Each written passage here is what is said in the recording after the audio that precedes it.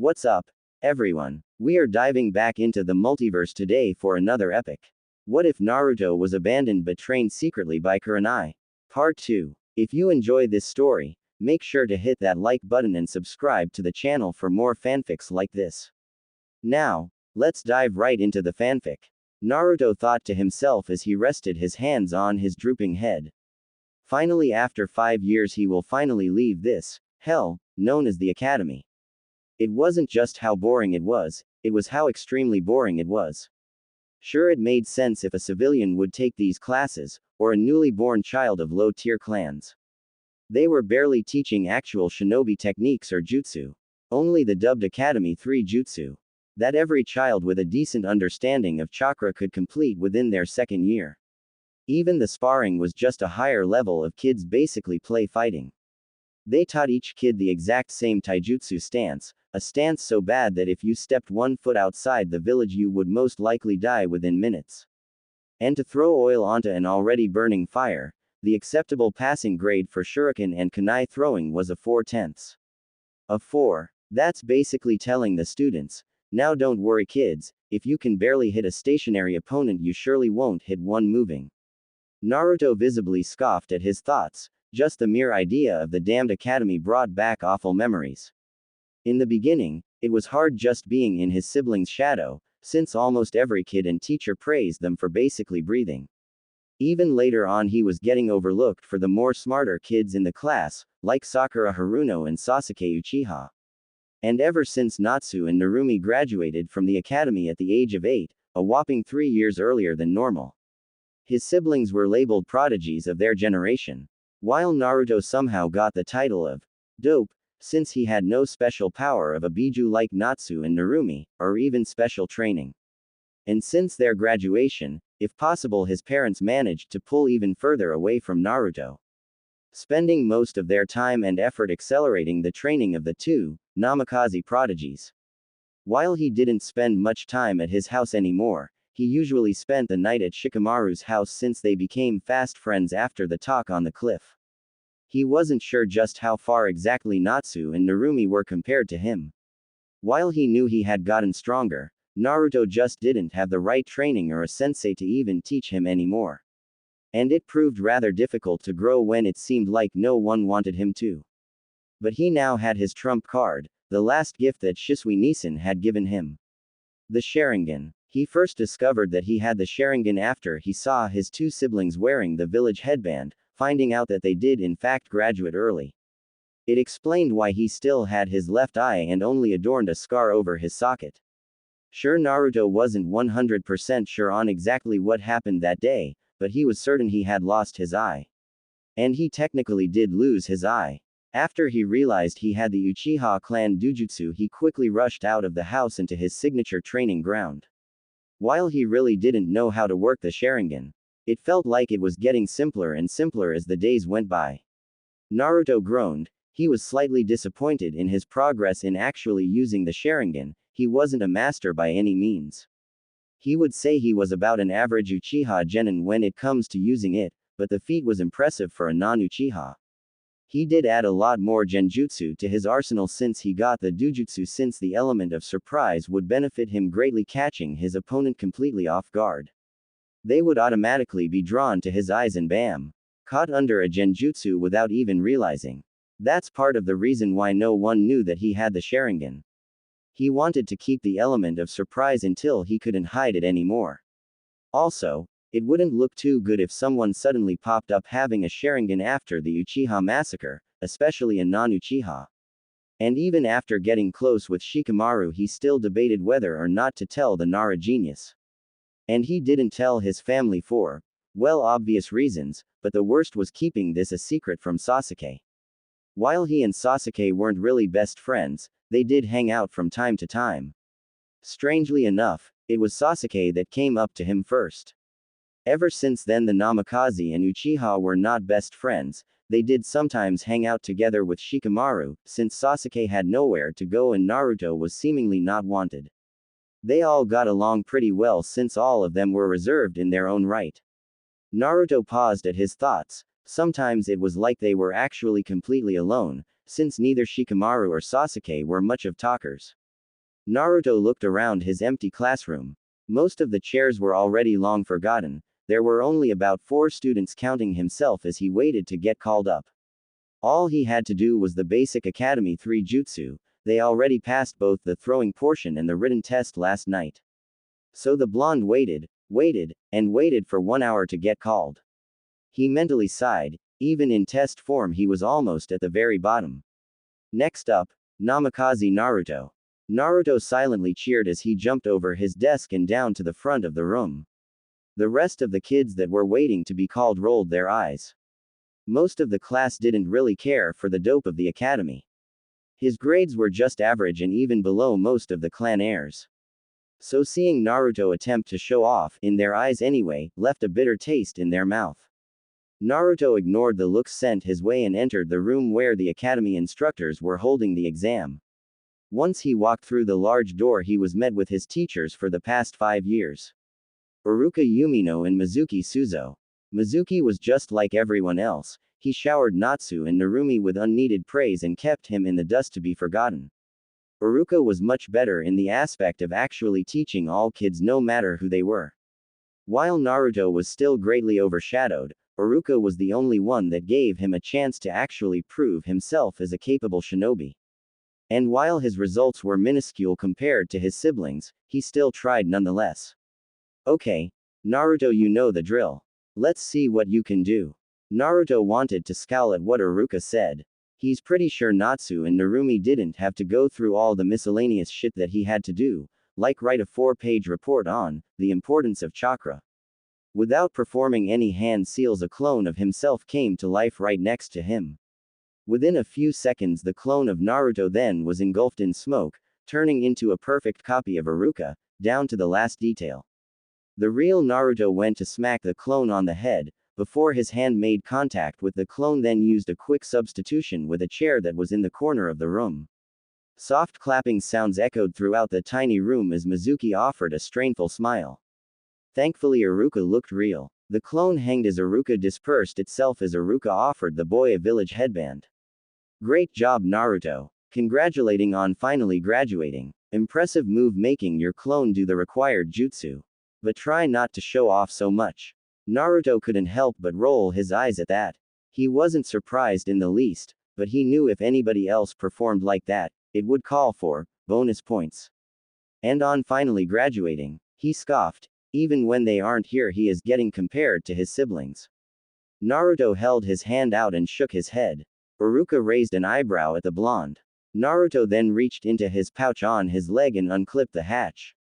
After rummaging inside for a few moments he pulled out the familiar headband that Shisui had given him all their years ago.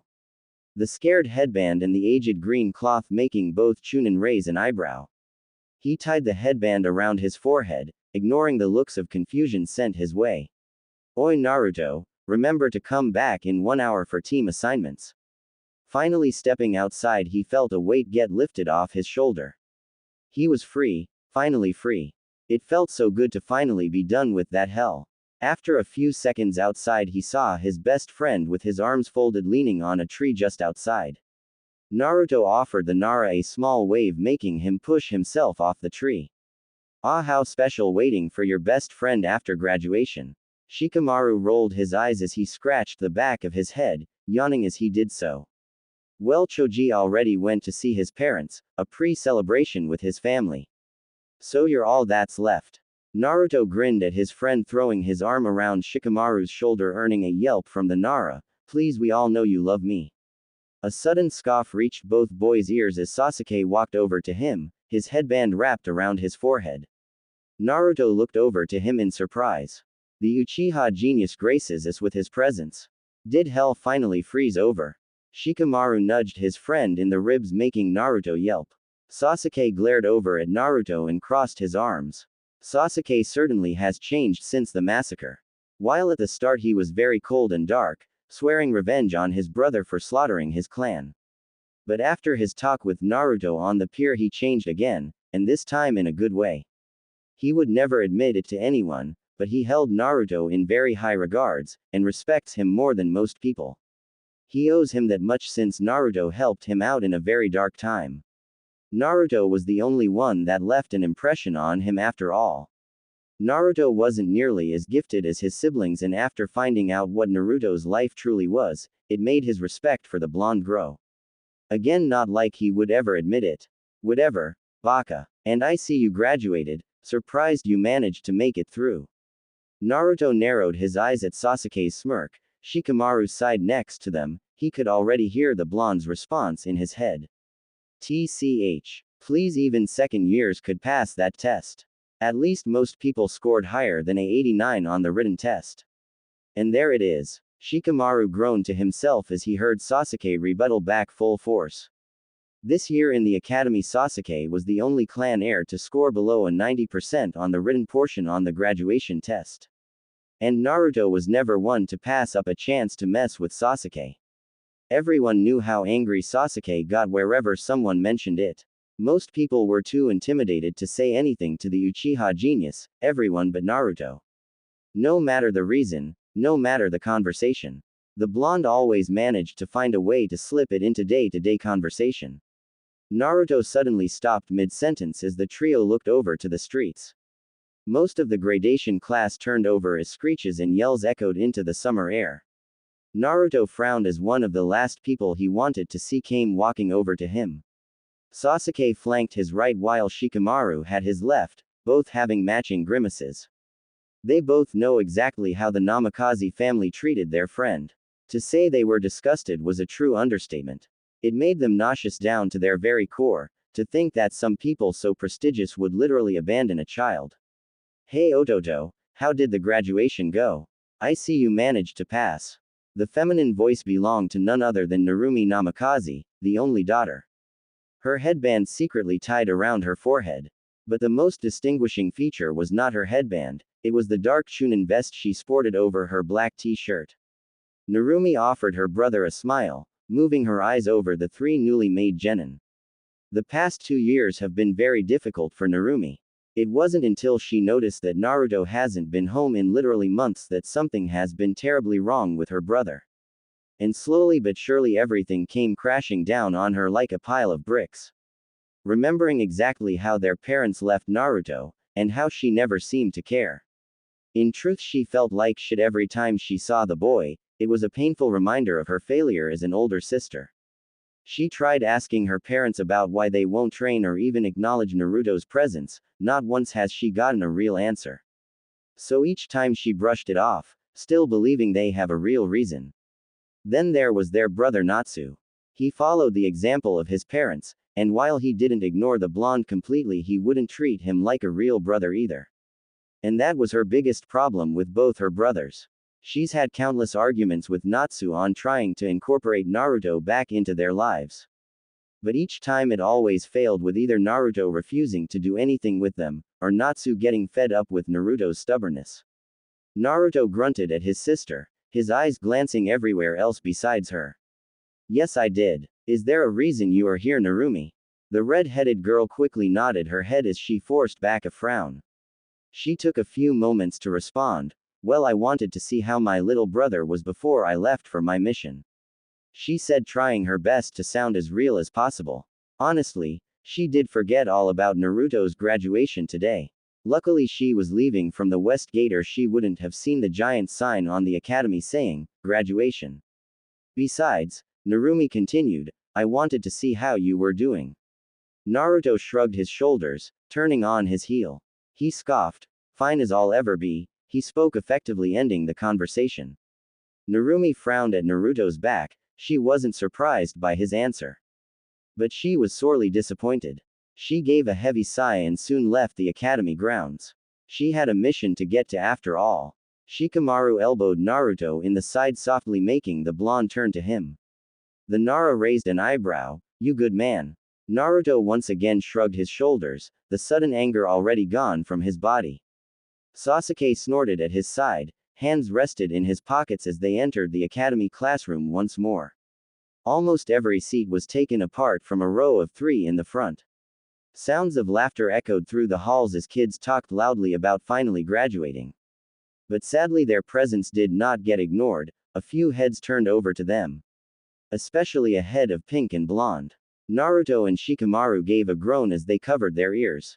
Sasuke-kun. Sasuke flinched at his name as two almost identical rockets came blasting off towards him. Naruto and Shikamaru took a few steps backwards, leaving Sasuke to his misery. The Uchiha sent them a pleading look, one of the only emotions he allowed his friends to see across his face. The pink rocket snuggled into Sasuke's right shoulder, emitting a moan of content from her lips. While the blonde was on his back leaning on his neck. Sasuke-kun, I missed you so much. Did you miss me? Before he even had a chance to respond, the blonde on his back scowled. Like hell he would miss your forehead. We all know who he truly misses here. Oh yeah, Ino pig. I bet he doesn't even know your name. You just said my name, Baka. Well, whatever, Ino pig. Naruto shot an amused glance over at Sasuke. That would be Sakura Haruno and Ino Yamanaka. The two leaders of the Uchiha fan club, while most girls in the class praised the Uchiha. Sakura and Ino were the only two that actually vocalized it. Every single day. Sure, it was funny for a few days, seeing how bad they had it for Sasuke, and it was always fun to see Sasuke's misfortune. But now it turned to a basic obsession for Sasuke, and while the Uchiha was still miserable, no, it still made Naruto laugh. Thankfully, and luckily for Sasuke, the scarred Chunin from earlier entered the classroom. He saw the commotion in the center of the room and his eyebrow twitched. He was so happy this year was over. Everyone shut up and pay attention. Iruka smiled when now every student took their seats. He cleared his throat before he started talking. Okay, I want to say once again, congrats on graduating. Cheers broke out in the classroom. And this year the team assignments are a little different, he said, making the students raise their eyebrows in confusion. Iruka walked around and turned the folder in his arms around, showing it to the class. Usually we assign new genin to their Junin senseis within the week. But this year's graduating class showed exponential growth and promise that Hokage-sama and I have decided that today is the day where we assign the teams. Teams 1 to 6 are fodder, we will skip them. Now Team 7 will be Sasuke Uchiha, Sakura Haruno, and Ken Gasai. Sensei will be Kakashi Hatake. Sasuke's head fell forward and smacked his desk while Sakura jumped up and down in happiness. Naruto shot Sasuke a look of pity before Iruka continued. Team 8 will be Kiba Inuzuka, Shino Aburame, and Hinata Hyuga. Sensei will be Kurenai Yuhi. All the clan heirs nodded their heads at their team. The more enthusiastic Kiba gave a happy yell. Naruto blinked his eyes, the familiar name sparking something within him. He gave a hidden smile. Looks like she passed the Junin exams. Suke, she couldn't have been my sensei. Team 9 is still in circulation from last year. So Team 10 will have Shikamaru Nara, Choji Akamichi, and Ino Yamanaka. Sensei will be Asuma Sarutobi. Ino groaned loudly, complaining why Kami seemed to hate her. Choji just smiled while Shikamaru was asleep. Naruto raised his eyebrow in confusion, his eyes scanning the classroom as he started to count the students. 25, 26, 27. What the hell, I'm the 28th graduate. He thought to himself with a frown.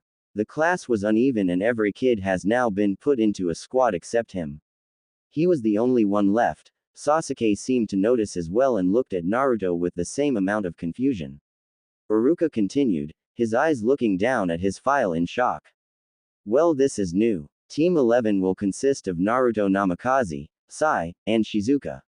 Sensei will be Anko Mitarashi. The class went silent. No one even knew who those last two kids are. Iruka saw his students' confusion and was right there with them. He read off the file. Sai was trained under Anbu tutelage with the village elder Danzo's supervision. Shizuka is a transfer student from Nadeshiko village. She moved here last week, so I hope you will make them both feel welcomed. After a few moments of letting it all sink in, Iruka explained where they would meet their instructors. Team 7, Kakashi will be up on the roof. Team 8, Kurenai will be at Training Ground 21. Team 10, Asuma will be at Training Ground 99. Team 11, Anko will be at Training Ground 4. Time skip. After class. Naruto stayed silent as he made his way to Training Ground 4. It was the closest training ground to the academy and the walk was only about 10 minutes. On his way his thoughts drifted to his supposed two teammates. The other male on his team was a boy named Sai, no surname. He was trained by a man named Danzo and was finally able to graduate. Naruto had no idea what to think of Sai. He hadn't met the boy yet, but he was a little skeptical. He was with Anbu all this time, his strength would probably be way more advanced than a regular genin.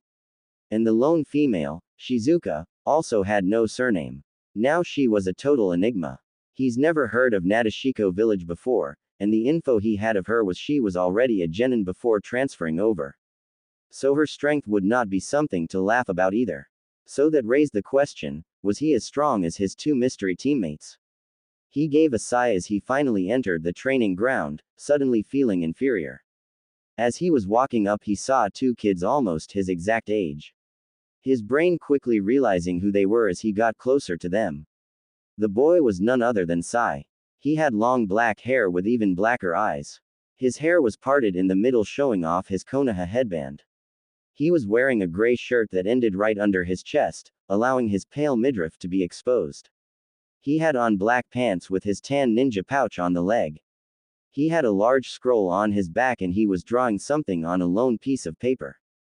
His eyes moved over to the lone girl. She also had jet black hair, her bangs threatening to fall into her emerald eyes.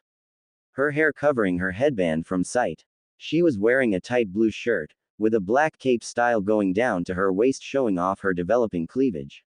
She had on tight black pants on with matching combat boots.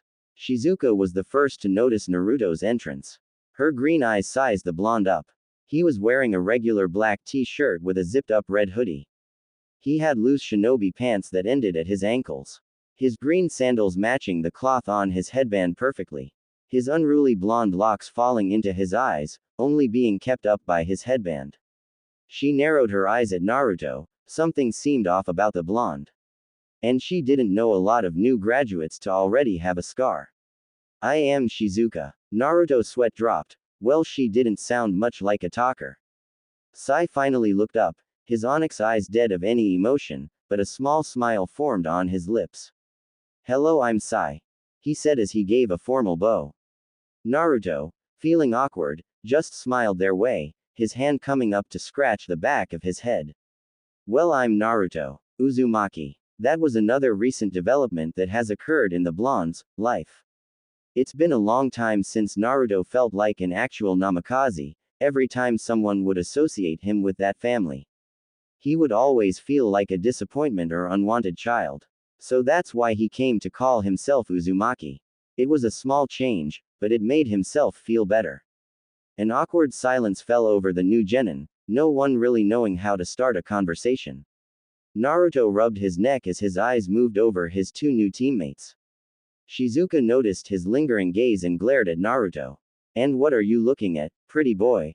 Naruto blinked in confusion before looking away from her, trying his best to hide the soft blush that now resided on his cheeks. And nothing, just looking at my new team. Shizuka scoffed, crossing her arms over her chest. Whatever, if I catch you trying to do anything sketchy, I'll make sure to kill you where you stand. Naruto scoffed at her. He wasn't one to just stand around and take threats. He had enough of those already. I haven't even done anything. Sai smiled at them both, his eyes turning into upside down U's. You two would make a cute couple. Both their heads snapped to Sai. Shizuka, seemingly more angry, sent a kunai his way. And what's that supposed to mean, painter? I mean, it's pretty obvious what he meant. Shikazu glared over at Naruto, the blonde grinning mischievously. I didn't ask you, Baka. Sai never lost his smile. He set the paper he was drawing on back to the floor. Blondie, try not to get tits angry. She has a temper. Shizuka's face heated up as she threw her arms over her chest. Naruto let a snicker leave his mouth. The raven-headed girl grew angrier, but before she could do anything about it, a loud sizzling sound echoed out as a kunai embedded itself right in the center of all three genin. All three genin widened their eyes at the seal that was hanging from the back. Get back. Naruto tackled Shizuka away as Sai jumped backwards just in time. A loud explosion shook the area while Naruto fell to the ground with Shizuka on top of him. Sai landed next to them. His large scroll was now on the floor with his pen in his right hand. Both Naruto and Shizuka got to their feet and stood next to Sai. Naruto held a kunai in his hand while Shizuka was weaponless. What the hell was that? Naruto spoke, his eyes traveling a mile a minute around the clearing. Trying to locate any sign of danger, Shizuka responded. That was most likely our sensei. It would explain why she wasn't at the training ground on time. Sai nodded his head. After a few brush strokes, two small birds made of ink raised themselves from his scroll and took into the forest. Naruto raised an eyebrow at the ability, checking it off of ninja abilities he didn't know existed. My birds are looking around right now. No one spotted, Sai said as he stayed in his position. The remaining students circled Sai, watching the perimeter. Naruto continued for Sai. All other genin tests all revolved around teamwork. I don't imagine this being any different, he said, both his teammates nodding with him. Silently thanking his late sensei for sharing that info with him. Suddenly Sai widened his eyes. Both teammates witnessed this, and before they could speak a word, a large-sized snake came raining down at them. Its mouth opened, showing its large fangs as he attempted to devour Sai whole. Naruto suddenly appeared in front of Sai. His hands formed quick hand seals. Water style. Water shield jutsu. Naruto spun his arms rapidly as a large shield made of pure water formed from his hands. It was large enough to just cover his head as the snake bit down. The fangs connected with the water as it splashed upwards, obscuring the vision of both Naruto and the snake. Suddenly he felt a foot jump on his back and he looked up to see Shizuka propelling herself upwards. She spun in the air as what looked like hundreds of kunai rained down at the snake. Ninja art. Kunai volley. One by one each kunai stuck themselves into the snake's body. Pained hissing escaped the snake's mouth as it released his jaw from Naruto's water jutsu. The blonde jumped backwards, letting the jutsu break as Sai jumped to the side, scroll in hand. Sadly, they didn't communicate well enough as they collided. Naruto smacked Sai in the mouth as they tumbled and rolled on the ground. Shizuka landed next to the groaning boys as she glared down at them. Naruto got to his feet, rubbing his head. Way to mess that up. Shizuka hissed as Sai smiled over at her. He got to his feet as he gave a few more strokes on the scroll. It's okay tits, it was an accident. Stop calling me that. Ninja art. Bear attack. A huge bear made of pure ink materialized out of the scroll. It easily towered over the three genin as it raced off to the snake. Another sound of a kunai soared through the air right at Naruto. The blonde, seeing it coming, reflected it with his own. Shizuka moved fast as she caught the deflected kunai at the hilt as a purple-headed girl crashed down to the clearing. She held a huge white sign in her hands while confetti exploded from the mouths of two snakes that were around her legs. Welcome the amazing and sexy Anko Mitarashi. All three genin stared dumbfounded. This was their sensei. No one said a word while Anko just smiled happily at them. Sure, she was late. It wasn't her fault. She forgot about her genin team and then proceeded to make the sign and convince the snakes to actually spit confetti. So not her fault. Why, you're our sensei. Shizuka gasped out as her eyes widened in pure astonishment. The sexy Junin swayed her purple hair to the side and offered her a wink. Sai looked over at Naruto and pointed his thumb over at Anko. It seems Tits Sensei deserves the name more. Naruto's spine stiffened as he gave a sideways glance over to the now enraged Shizuka and confused Anko. Shizuka smacked Sai on the head really hard, making the black-haired boy fall flat on his face. And what's supposed to mean? She quickly snapped her head to Naruto, aiming the kunai at his throat. And I swear if you anything, I will lodge this kunai right in your jugular. Oh, it seems we have a hothead on this team. But if anything is getting lodged into something, I'll be doing it. Anko's voice spoke clearly, echoing in the clearing as she appeared right behind Shizuka, the feeling of cold steel on the young girl's neck as time seemed to freeze. Shizuka still had her grip on Sai while Naruto was still looking down the barrel of a kunai. Anko's voice was sickeningly sweet, the huge smile forever glued to her face. Shizuka cringed at her sensei. Now don't be afraid of little ol' me. I won't hurt ya, she said as she slowly dragged the kunai over her neck softly. Since I can't actually kill you, you know, laws and all. I would only torture you slowly for threatening a fellow Konoha shinobi. Just imagine the soft kunai. Her voice passed her lips smoothly, making Shizuka sick to her stomach. Anko pushed the kunai deeper into her skin, drawing a small amount of blood. Pressing a little deeper, Suddenly Shizuka's body erupted into gold confetti. Anko looked on in shock as she jumped backwards, letting the confetti hit the ground. She looked behind her as she saw the huge snake she sent after the genin was now dead. That bear had ripped it to shreds, while Naruto and the remaining of his team were standing next to the ink bear. Shizuka looked over at Naruto in shock while Sai remained impassive. Naruto grinned at his sensei's expression, as a sudden hand grabbed the back of Anko's body, pressing a kunai to her throat.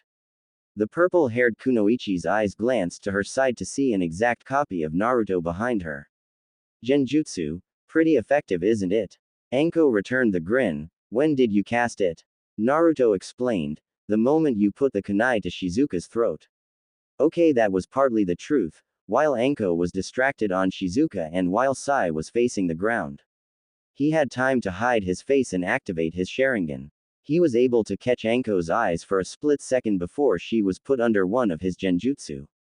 It was a risky move on Naruto's part. His teammates didn't see him weave any hand seals, if they even saw anything to begin with, but he did enjoy the look of pure disbelief on Shizuka's face as he walked over to her and just pushed Anko's arms away. While Sai looked shocked for a moment, Naruto really couldn't tell since it went away as soon as it saw it. Anko let out loud booming laughter as she grinned at the blonde behind her. Her eyes glowing with playfulness. Having fun pressing yourself into my blondie? The clone of Naruto turned a new shade of red as Anko teased him. Before he could move, Anko quickly dispelled the clone, as it erupted into water, soaking the back of her brown trench coat. She took a few steps closer to the new genin and smirked, her tongue coming out to lick her lips hungrily. I will say you three surprised me greatly. Not only were you able to kill that snake, she said, pointing her thumb over at the dead snake. You managed to surprise a Junin level ninja, and you did it with amazing teamwork with only knowing each other for not even an hour. I'll say that's worthy of passing. Naruto physically beamed at the praise, trying his best to rid the giant blush on his face. Shizuka was a lot more composed since she was already a genin from her hometown. But she couldn't stop the small grin from forming. Sai remained impassive, his eyes stayed blank, but a faintest smile was noticeable. It was subtle but still there. Now we are officially Team 11. Now get ready for fucking hell. Okay. Please report, everyone, Minato said happily as he clapped his hands in joy. Out of all jobs that Minato absolutely hated while he was Hokage, he was always excited for the graduation of academy students. Every year he looks forward to it, and this year was no exception. Looking out in front of him were 9 of the strongest Junin that Konoha had to offer. And the test results that Iruka had given him told him that there was a very promising bunch of kids this year. He couldn't contain his excitement and decided to give the kids Junin senseis the day of. He smiled wide as he gestured to his only student in the room. Kakashi-kun, please report. Kakashi sweat dropped at the Hokage's attitude. Putting down his infamous Ichi Paradise book, he scratched his cheek with a sigh. Team 7 consisting of Sasuke Uchiha, Sakura Haruno, and Ken Gasai, pass. The whole room was in shock at hearing him actually pass a squad. Even Minato was slightly at a loss for words. Really? What made you pass them and not any other of your teams? A man named Asuma Sarutobi said, taking a long drag of his cigarette, making the woman next to him elbow him slightly in the ribs. Minato nodded. I would also love to hear this, Kakashi-kun. The silver-haired man shrugged his shoulders. Well, at first they were just like every other team I had gotten before. Attacking me all separately and with no plan. The Haruno girl wouldn't stop following the Uchiha kid around like a lost puppy dog. It was really hard to watch. That doesn't explain why you passed them, Kakashi. Kakashi turned his head and gave his signature eye smile to Kurenai Yuhi, waving his hand in the air. I'm getting there, Kurenai. It wasn't until the last 10 minutes of the test that they coordinated an attack against me all at once. Of course they didn't push me very hard at all. But it was a valiant effort. But finally showing signs of teamwork, I decided to pass them. Minato smiled at his explanation. Happy to hear that Kakashi finally passes one of his teams. His eyes shifted over to the person next in line, Kurenai-san. Please report. She nodded, looking back up to her Hokage. Meeting his eyes, and she swallowed a grunt. Team 8 Kansai NG of Kiba Inuzuka, Shino Aburame, and Hinata Hyuga have passed Hokage-sama, she said, making him nod his head. They all worked well together from the moment the test started. It was a good improvement to Hinata-chan as well. Kiba-kun seemed to help her break out of her shell a bit. That's wonderful. I was worried that her shyness would interfere with her abilities, he said, genuinely happy to hear about the girl's improvement. Kurenai nodded before stepping back into place. Okay, Asuma Sarutobi, how was Team 10? The big burly man smiled, as you would expect Hokage-sama. Shikamaru Nara, Ino Yamanaka, and Choji Akamike performed perfectly. Minato grinned as expected from the next generation of the Ino Shika Cho trio. Last but not least, Minato turned his attention to the last shinobi in the lineup. He felt his enthusiasm start to die down a little as he dreaded what was coming next. Anko Mitarashi, report on Team 11 please. Anko snapped to attention at being addressed so suddenly. She was slightly embarrassed since she was too preoccupied looking at all the pictures that hung on the walls of the Hokage's office. She never knew all the past Hokages were hanging on the wall. She grinned happily as she saluted her leader playfully. Team 11 consisting of Shizuka, Sai, and Naruto Namikaze passed with flying colors Hokage-sama. She said, not noticing the sigh of relief that Minato breathed out. He was nervous to hear that his youngest wouldn't have graduated, but if he didn't, would it really be his fault? Miento shook his thoughts away. I see. That's wonderful then, he said, making Anko nod. Yes, Hokage-sama. They all work surprisingly well together despite only knowing each other for only about 10 minuets prior to the test, she said, shocking Minato. She continued, they managed to kill one of my snake summons and Naruto and Shizuka were pretty proficient with their ninjutsu and that Sai Kid was a front runner for ninjutsu. But Naruto, man did he surprise me, she said, getting everyone present to look at her in question. Minato felt his hands clam up, afraid to ask.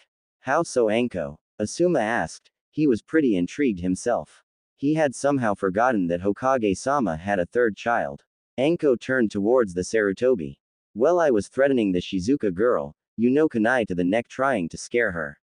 Everyone pleasantly rolled their eyes, typical Anko. When she just exploded into a ball of confetti, and before I even noticed that blonde Gaki caught me in a genjutsu with a kunai to my neck. The room fell silent, shocked to hear the report on the third Namikaze child. Kurenai was probably the least shocked at hearing that the blonde boy she hadn't seen in a very long time was on Anko's team. She smiled to herself, happy to hear that he was still pursuing genjutsu. Her mind started to drift thinking about him. She hasn't seen the kid since her promotion to Junin almost 5 years ago.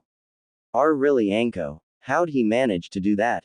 Asuma said, his cigarette having already fallen out of his mouth in shock. Even the usual stoic Kakashi couldn't help but show a hint of surprise. Anko shrugged.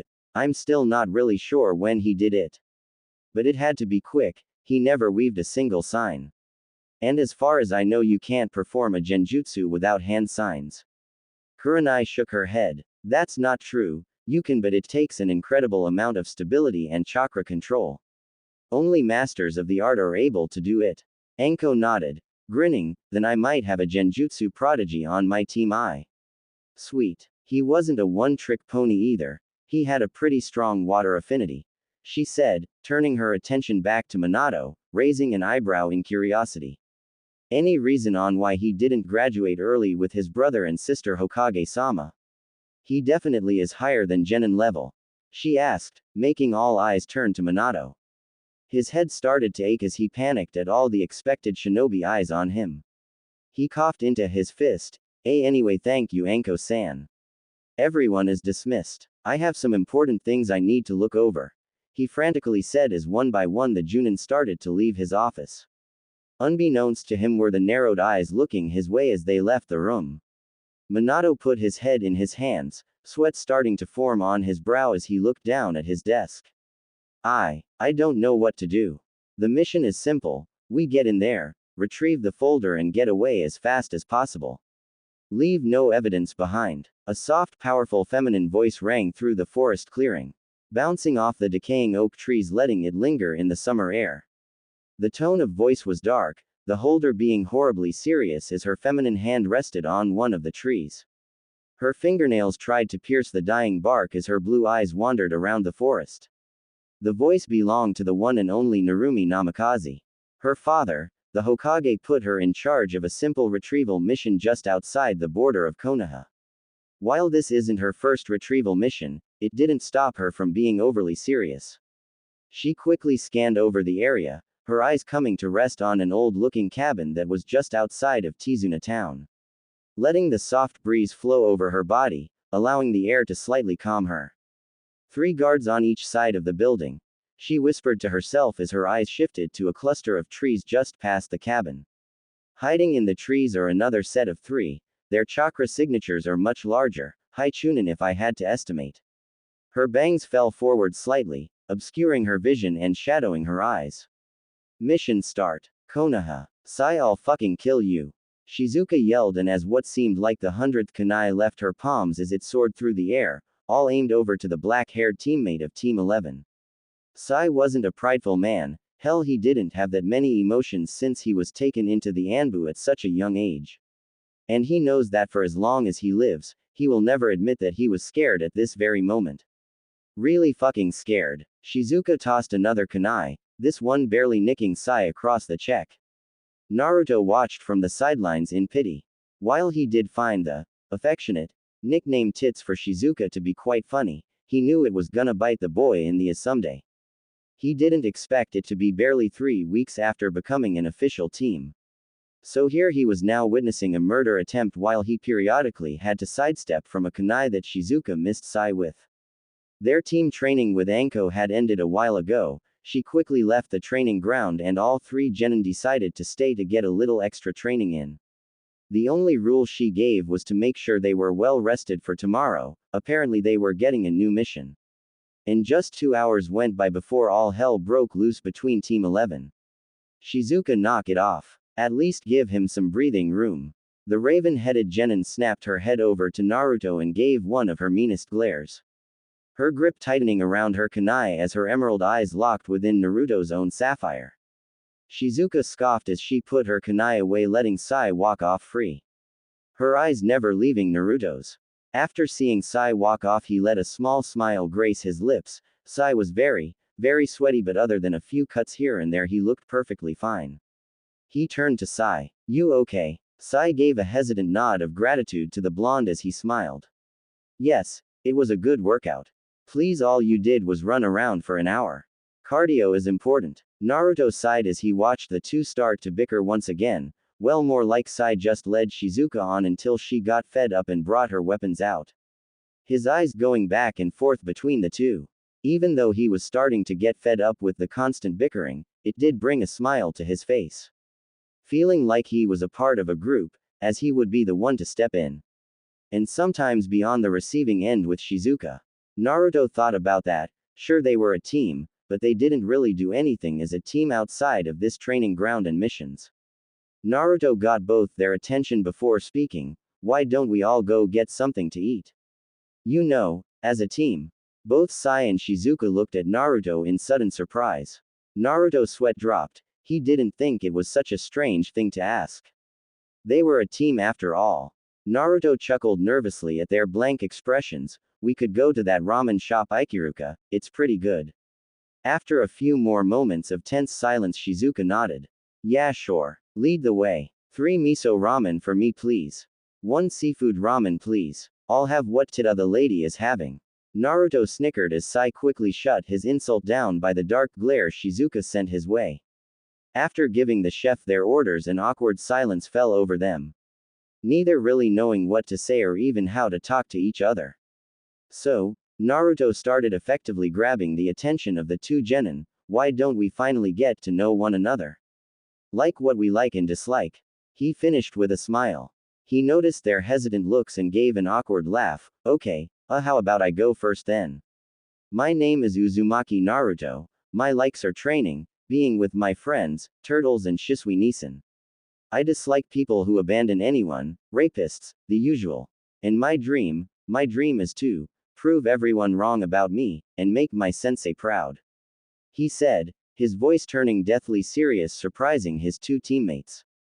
In the last few weeks they haven't seen Naruto seriously at any moment. Sure, they have only done training exercises and a lot of D-rank missions.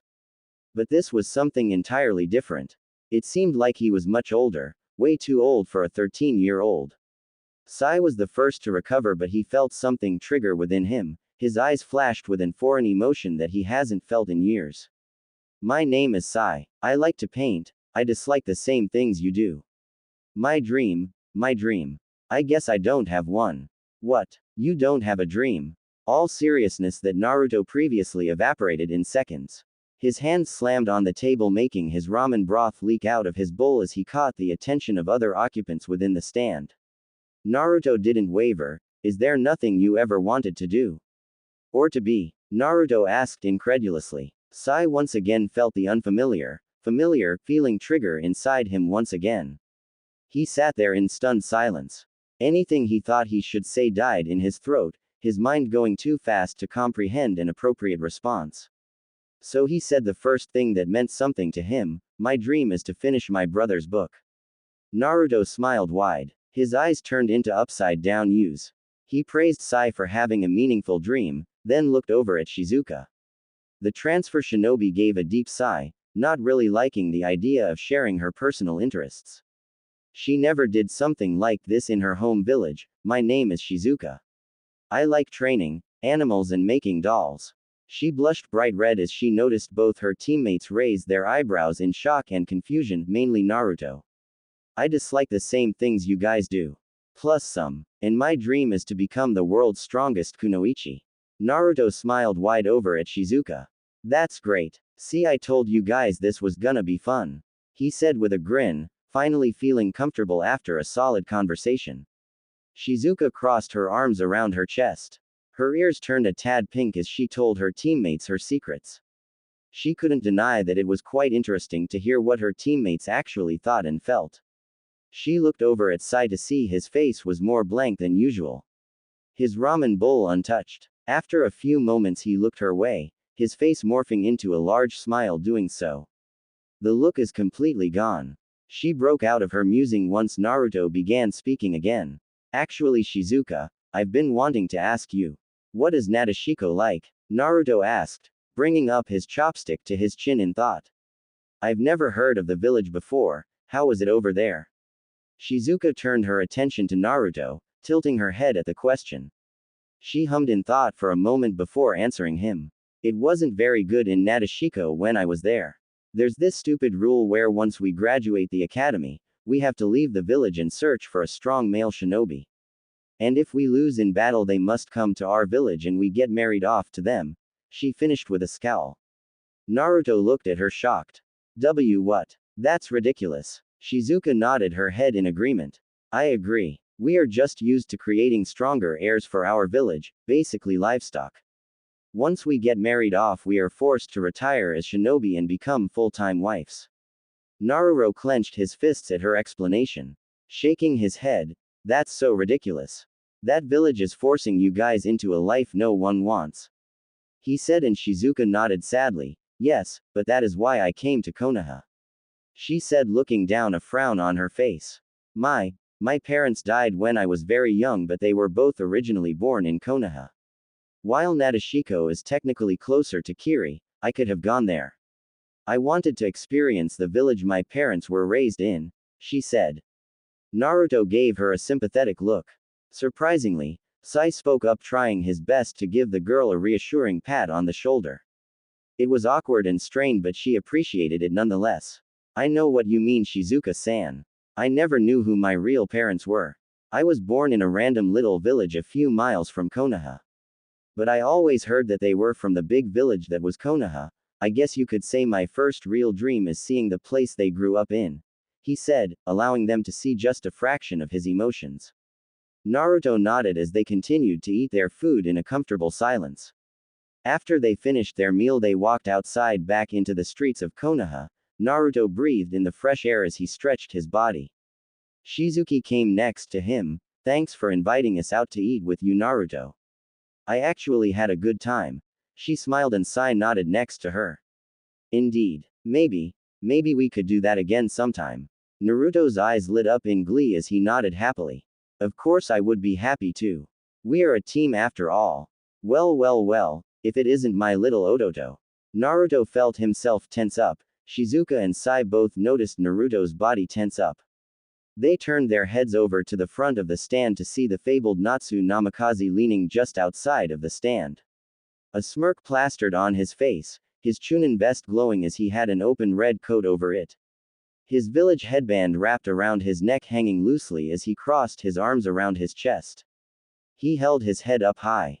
His smirk, if possible, seemed to stretch further across his face. His eyes switched over to the rest of the team slowly. You both will have to excuse my little brother here. He gets a bit overzealous most of the time. Naruto clenched his fists as he looked at his brother. His whole family always finds a way to ruin a good day. When he's with friends, his team, or alone time, they always find a way to make his life more and more miserable. He had no words for his brother, wanting his very presence gone from the shop. Shizuka, on the other hand, was showing signs of pure bewilderment. She snapped her head over to Naruto. Wait, be brother. Natsu chuckled as he reached over and threw his arm around Shizuka. The black-haired girl blushed from the sudden PDA but couldn't look away from his hypnotizing amethyst eyes staring back at her, mere inches away from her face. Oh, he didn't tell you. I knew it was always hard to be kept under our shadows after all. So I can't blame him. What are you doing here, Natsu? Naruto growled between his teeth, the mere presence of his brother bothering him. Natsu is the one family member he saw the least. He was usually always on missions or training with their mother or father. Natsu grunted as he removed himself from the black-headed girl and grabbed a bag of ramen that was sitting on the counter. Tu-san asked me to pick up some ramen for the trip. This time Naruto looked back to see his brother. His eyes frowning in confusion. Natsu smirked again. Oh yes, did I forget to mention. Tu-san and Ka-san are taking me to Mount Myoboku to practice my sage training a year early. Naruto felt his blood run cold, his eyes went wide as Natsu held his head up. Satisfied with the reaction he got from Naruto, he turned to leave the stand. It was great seeing you and your team, Odoto. With one last glance back, his purple eyes darkened considerably. Try to keep up. A tense silence shifted through the air as soon as Natsu left. Naruto's eyes were downcast, his hair falling past his forehead as his teammates stood there awkwardly. Shizuka reacted first as she patted Naruto on the shoulder. Hey, I don't really know what just happened, but. It's fine, Shizuka, Naruto said, interrupting her as he patted her own hand down with his before sliding hers off. I'm used to it, he said, forcing a smile. Unluckily for him, Shizuka shook her head adamantly at him. No Kandubaka. We shared about our family, now it's your turn. So spill. Naruto frowned, sending a slightly pleading look towards the emerald-eyed girl. Can I tell you another time? It's a very long story. Before Shizuka could respond, Sai interjected himself. Yes, maybe next time we go out for lunch, he said. He could tell the blonde wasn't in a good enough mood to talk. Naruto gave Sai an appreciative nod before averting his eyes back to Shizuka. She looked like she was about to protest, but ultimately she gave in. Letting out an irritated sigh, she pointed at the blonde. Fine. But you will tell us. I promise I will, he said before excusing himself and walking away from the ramen stand, leaving his two teammates behind. Shizuka scowled as she turned over to Sai in confusion. Why did you let it go so easily? It seemed to really bother him. And that was Natsu Namikaze. Sai shook his head at her, watching his blonde teammate walk off. Yes, it was. But whatever happened here, it seemed to have affected Blondie-kun deeply. He was in no mood to communicate his feelings, I'm sure you could tell. Shizuka frowned at his answer, turning her head as she followed the back of the blonde. She gave a hesitant nod. Yeah, I could tell. I wonder what happened between them. Sai shrugged. In my time training with the Anbu, I knew that Naruto was related to the Namikazes. But I didn't know they held so much disdain for one another. But the feeling I got from Natsu-san, it wasn't pleasant. Shizuka nodded, agreeing with him. Let's leave Blondie-kun alone for now, Tits-chan. He'll tell us when he's ready. Shizuka couldn't even find it in herself to yell at Sai this time. Can you at least give me a better nickname? I will dwell on the possibility. Okay, spill it, Missy. How did it go? Anko pestered at Kurenai as they walked through the streets of Konoha. Kurenai sighed. rubbing her temples in irritation. I already told you. He just took me to a coffee shop. We talked for about 2 hours and then we parted ways, she said with Anko frowning at her. Jumping in front of Kurenai and walking backwards with her hands behind her head. Ignoring the passers-by who looked at her in annoyance. Did you guys kiss at all? Maybe even second base? The purple-haired Kunoichi said, wiggled her eyebrows at Kurenai. Anko. Kurenai quietly yelled at her friend, a small blush forming on her cheeks. Anko snickered at her friend before turning back around. I know, I'm just teasing you, she said before finally coming into view of her favorite dango shop. Her mouth started to water as her eyes started to glisten. She quickly pulled Kurenai inside, grabbing a table by the open window. Kurenai glared at her. Couldn't you have just asked me to hurry it up and not drag me? Anko nodded her head. I could. But why would I? Kurenai sighed in irritation before breaking out into a small smile. Clearly amused by her friend's antics. It was one of the reasons why she loved spending time with Anko.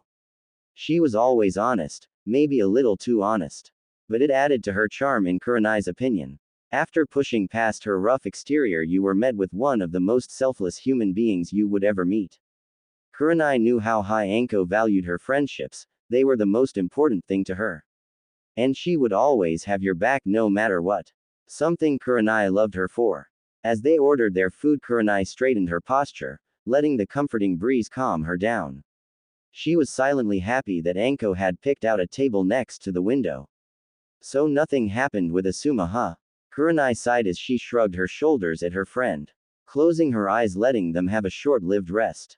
No, just a regular trip to the coffee shop, she said irritably. Her and Asuma have been flirting back and forth for several months and the man refused to officially ask her out. She was beginning to think he wasn't interested in her anymore. Anko threw her arm over the chair next to her, using a Senbon needle to pick at her teeth. Well, can't say I'm surprised. He may act tough but he's a total puss, she said, spitting out the piece of food she finally removed from her gums. Do you still even like him at this point? Kurenai had to take a moment to think about it. He was a very sweet man, but he never acted on any of his decisions. So yeah, she liked him. He was one of the only men in Konoha who she would consider boyfriend material. But over the past few months she didn't know if she just liked him as a friend. So Kurenai hesitantly shook her head. I don't know. He's very sweet and treats me like an equal. But he's been more off-putting lately than usual. He doesn't really talk either, and that damn smoking. Anko nodded at her in understanding. Just another bust in Konoha no Sato. If you want to, I can set up a blind date for you. Kurani felt all the blood drain away from her face. The last time Anko set up a date for here, let's just say it ended with a lot of screaming, a lot of vomit and a passed-out sushi chef. Coughing into her fist, she quickly changed subjects. Anyway, how's your genin team? Kurenai asked, regaining her composure. Anko grinned her way. Kurenai was shocked to see a look of pride gleam over her eyes. Kurenai has been curious about Team 11 since the meeting they all had in the Hokage's office 3 weeks ago. Mainly because she was curious about how Naruto was doing. A sullen look glazed her eyes as she recalled how fidgety the Yondaime was at the mention of Naruto during the meeting. I guess things are still dicey with them. I hope he's doing okay. Honestly, I really didn't want to take a genin squad at all. But I'm glad I did, Ku-chan. Those kids are pretty good for being just genin. Their teamwork is still a little rough around the edges, but other than that I have no complaints, she said, grinning. Kurenai nodded. How is Naruto? Anko raised an eyebrow in confusion at the odd question. Turning her attention to Kurenai, tilting her head. Kurenai schooled her emotions as she felt a bead of sweat form on her brow. Only Anko could ever make her uncomfortable by just a simple stare. Anko was about to answer the odd question before her eyes caught a glimpse of a familiar mop of blonde hair walking past the stand. Her face broke out into a devious smirk. Why don't you ask him yourself? Standing up abruptly, she pushed past Kurenai, leaning her head out the window. Anko, what are you? Hey Naruto, Ku-u-u-u-u-un. Over here. Naruto jumped in surprise in the street as he snapped his head around, looking for where the scream came from. The blonde looked to his left to see his sensei practically falling out of a window, waving her hands in his direction.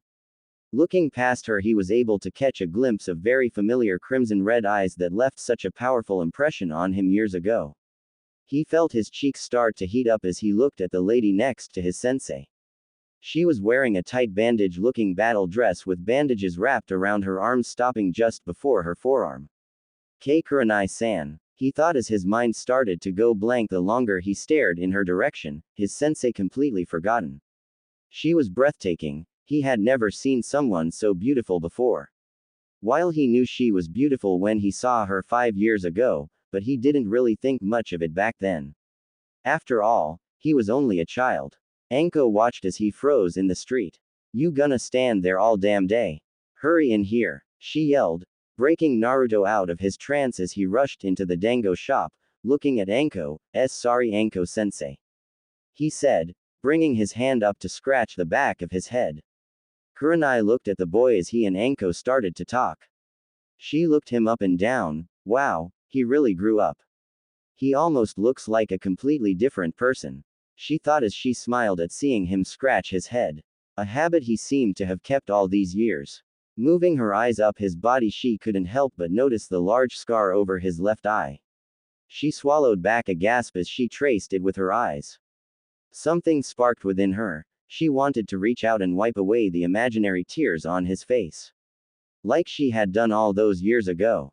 "Anyway, Gaki-ku-chan here was actually just asking about you," Anko said, drawing her attention, making Naruto blush a bit. Naruto turned towards Kurenai as she nodded. "Yes, I wanted to see how you were doing, it's been a long time after all," she said, offering a smile making him return it with ease.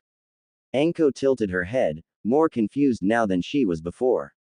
She didn't know that Kurenai knew Naruto. Deciding to be a good friend for once, she stood up from her seat. "Well, it seems you two kids have some catching up to do. So I'll leave you to it," she said as Kurenai looked at Anko sadly. She did feel bad. She and Anko hadn't hung out in a long time and she knew her purple-headed friend was looking forward to it. Anko swatted her hand, as Anko gave her a grin. "Don't worry about Lil ol Miku-chan. We can meet up later. I'm gonna go piss off Kakashi," she said before winking and leaving the stand. Kurenai sighed as she watched her friend walk out, promising to make it up to her. Naruto laughed awkwardly, standing near the table. "Sorry about that, Kurenai-san. I didn't mean to interrupt anything." She offered a small smile before matinoing the blonde to sit across from her. "Don't apologize. We are the ones who called you over after all." Naruto nodded before taking his seat at the table. They began to catch up on what's new with them in the past 5 years. From Naruto becoming a genin and Kurenai passing her Junin exams. Minutes soon turned to hours as they stayed in the food stand enjoying the pleasant company. They got on the topic of genjutsu and she was excited to hear that he kept up his rigorous training and was slowly getting better and better each day. She told him how Anko bragged about him in the meeting with the Hokage that he managed to catch her in hand seal-less genjutsu. Naruto blushed at the praise, making Kurenai giggle slightly, finding his blush to be incredibly cute. Getting lost in mindless chatter, they were soon kicked out of the stand, staying well past closing time. Naruto offered to walk her home and she agreed, touched by his kind gesture. On the way to her apartment, she couldn't help but sneak a peek back at the boy. She was pleasantly surprised by how much she enjoyed her night tonight. While she only thought they were going to just talk for almost an hour, they ended up spending more than half of the evening at the shop. So long in fact that they decided to even have dinner there. He was all in all, a perfect gentleman. Even though this wasn't a date, she had wished that the last date she had went as good as this. Asuma had never walked her home before. But her mind quickly switched topics. "Say, Naruto-kun, can I ask you something?" Naruto nodded his head at her. Kurenai went silent for a moment, trying her best to figure out what words she wanted to say exactly. "How is everything going, with your family?" she said softly, making Naruto look down to the floor. Kurenai after a moment turned her head to see that Naruto had stopped walking and was frozen in place. Kurani was about to apologize, but Naruto spoke up before she could. Clenching his fists tightly, he looked at the ground, biting his lip. "Everything is alright, Kurenai-san." Same old, same old. Kurenai felt her eyes soften before grabbing his arm. Naruto looked up at her in confusion as she guided him to a small bench. Take a seat, Naruto-kun, she said, making Naruto glance in confusion, but I was just supposed to walk you home. Kurenai nodded before pointing to her right. My apartment is right around the corner. But now I just wanna talk. He nodded his head and took the seat directly next to her. Putting his hands together as he sat awkwardly next to Kurenai.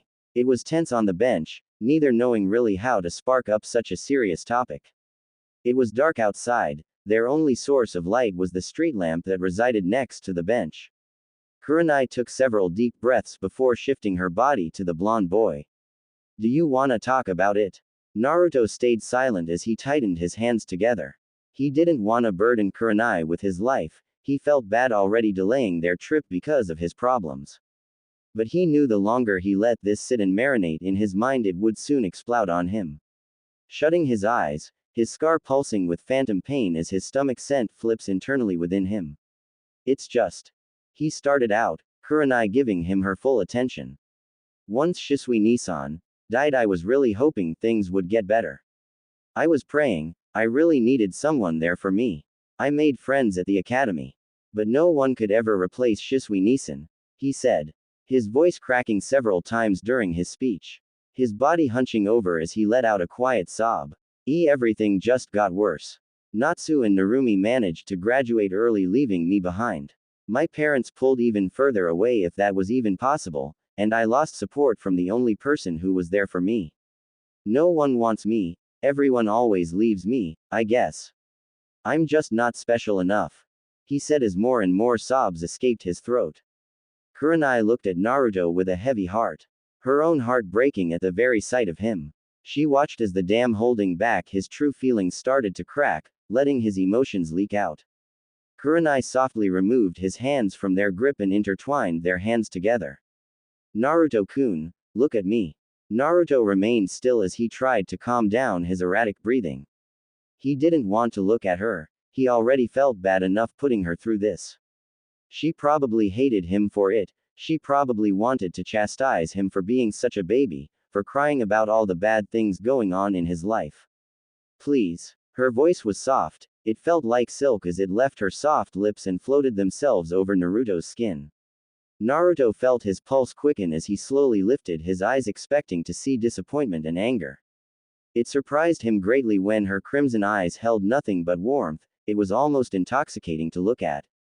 He felt his cheeks start to heat up from her stare, his eyes couldn't help but drift down to her soft red-laced lips. She released one of her hands, bringing it up to Naruto's left eye. Slowly wiping away his remaining tears as she looked at his beautiful blue eyes. Her thumb slowly caressing the bottom of his scar tenderly. Don't say things like that, Naruto-kun. Your family is just full of idiots. You are one of the most special, strongest people I have ever met. And you could use this time to be you, the you that you wanna be, she said, offering the boy a smile filled with so much warmth. Hell, if I had to go through what you did I wouldn't have even made it a day, she chuckled to herself. Naruto sat there quietly letting her words echo through his mind. His stomach started to calm down a bit as he leaned slightly into her touch. And just remember, Naruto-kun, you have a duty to prove them wrong, right? Naruto widened his eyes a bit as he turned his gaze back onto Kurenai. The corner of his lips started to lift upwards as he nodded to Kurenai. His eyes shining with newfound determination. Yeah, that's right. Okay, my cute genin. This mission is very easy, so I better not hear any complaining. We are to deliver this letter. The purple-headed Junin of Team 11 raises her arm to show the neatly packaged letter in her hand. To the mayor of Tizuna town, her name is Maikisu and the town is only about a few hours away. And this is our first sea tank mission. Anko explained loudly, throwing her arms up in the air in emphasis, hoping to see her slaves Genin yell in excitement with her. She pouted when she saw that all three were wearing the exact same look of melancholic, thoughtful expressions on their faces. Shizuka was the only one who showed any real excitement about the mission as she broke out into a small grin. Coughing into her fist, she frowned. You guys are boring, she said with a pout, making all three genin sweat drop. Without waiting for a response, Anko took the lead in front, Sai and Shizuka flaking her sides with Naruto watching the back. A comfortable silence fell over the team as Naruto was lost in his own thoughts. His mind wandered back to last night's events talking with Kurenai. He couldn't help but smile as he recalled her words. She was right, he needed to push past this and show them exactly what they were missing. He was thankful he talked with her. She even agreed to train him in genjutsu once he returned from his mission. He was ecstatic to hear that and was already looking forward to coming back. He took this time to look around the forest as him and his team ventured further in. It was his first time out of the village. It felt kinda surreal to finally escape the walls of Konoha. It was almost freeing in a way. Anko's voice broke him out of his trance. Okay team, we are about 4 hours away from Tizuna town. We're gonna make a small campfire and get there first thing tomorrow morning. Anko explained, then went ahead and gave everyone little duties in order to set up camp. Sai was in charge of getting firewood, Shizuka was to put together the tents, and Naruto to distribute the food. Naruto finished his task fairly quickly and sat on one of the wooden tree stumps, idly waiting for his team to finish their respective tasks. His eyes scanning over his team, he would make sure to apologize to them later on for rudely brushing them off yesterday. Hey kid, how was your date with Kurenai-chan last night? Anko said, effectively getting the attention of all three genin as she looked down at Naruto, arms crossed over her chest as she grinned. Naruto blushed deeply, his face resembling that of a ripe tomato. Date. Shizuka muttered, looking up at Naruto in shock, the tent falling out of her hand. Naruto waved his hands in defense, rapidly shaking his head. It wasn't a date. We just talked, that was all. Anko tried to fight back a laugh as she saw his face explode in embarrassment. She wished she brought her camera. She shrugged her shoulders, taking the seat next to him. I don't know about that, Naruto-kun, you guys were out for quite a long time. Kurenai-san, isn't she the sensei of Team 8? Sai said, his hand coming up to his chin in thought. Shizuka's eyes, if possible, grew even wider. Sai hummed as he dropped the firewood he was holding, giving a nod of approval. I didn't think you were into older woman, Blondie-kun. I'm not. And it wasn't a date, damn it. We just happened to know each other. He said, trying his best to fight back his aggressive blush. Shizuka shook off her shock before continuing to set up the tent. Anko started to laugh before smacking Naruto in the back. The blonde yelped slightly at the impact. Just messing with you, kid. Slightly, she said, whispering the last part before rubbing her neck. Actually, Blondie-kun, how do you know Ku-chan? She said, her curiosity piqued as she put a hand on her knee.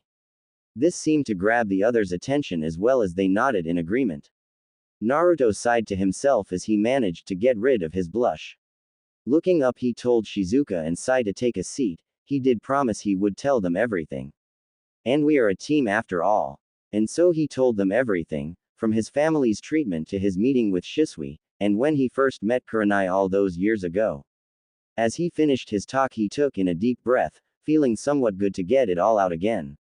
Looking up, he was met with the speechless looks from his team. And that's how you got that? Shizuka said, pointing to her own left eye as Naruto nodded. A sad smile on his face. Yeah, jumped in front of a kunai in fear for Shisui-nisan.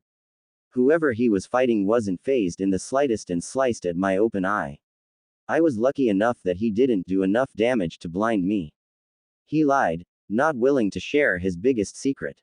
He brought his hand up, rubbing it slightly. Anko spoke up this time, her usually laid back and playful attitude gone. I can't believe it, Hokage-sama. She muttered, shaking her head in disbelief. How did you deal with it, Naruto? With your family, Sai said, cutting into the conversation. His expression unreadable. Naruto blinked in thought before staring deep into the bright orange flames of their campfire. After a while he shook his head. I haven't, I'm still trying to. But last night I was told something very important. That I have to focus on myself, to prove them all wrong. I know that I'll never be a part of that family, which is why I dropped the Namikaze name. He smiled a bittersweet smile as he rubbed the back of his head. Doesn't it bother you? Shizuka asked unexpectedly. Her voice raised quite a bit as both male teammates and Anko were taken aback at her sudden outburst. Shizuka had the audacity to look sheepish as her cheeks turned into a light shade of pink. She gave an awkward smile as she muttered a soft apology. Naruto slowly nodded his head at her, ignoring her apology. Well, of course it bothers me, he said, his teeth clenching, but I tried to get on their good side countless times. I tried to be there as much as I could. But there's only so much I can do. So you gave up. Surprisingly, it was Sai that asked this question. Naruto looked shocked at his question as a loud silence fell over the genin. Sai never took his eyes off the blonde. Naruto digested what was said to him. He looked down into the burning fire. Sai's stare was starting to make him uncomfortable. No, I wouldn't say I gave up. I just accepted it. Sai widened his eyes as he sat there in silence. In fact, no one else knew what to say as they sat listening to the crackling fire. Anko suddenly clapped her hands, her face morphing back into her usual playful attitude, throwing her arm around Naruto's shoulder. Ah, who needs them anyway? And don't act all mopey baka. Don't forget that you're part of something great here. The soon-to-be strongest team in Konoha with the hottest sensei around, she said, nudging the blonde as she pointed a thumb over to Sai and Shizuka. Naruto looked at her shocked before looking into the equally shocked eyes of his team. They all looked at each other, nodding to themselves. The atmosphere seemed to change as they exchanged glances. Now they felt like a real team. Yeah, you're right, Enko-sensei.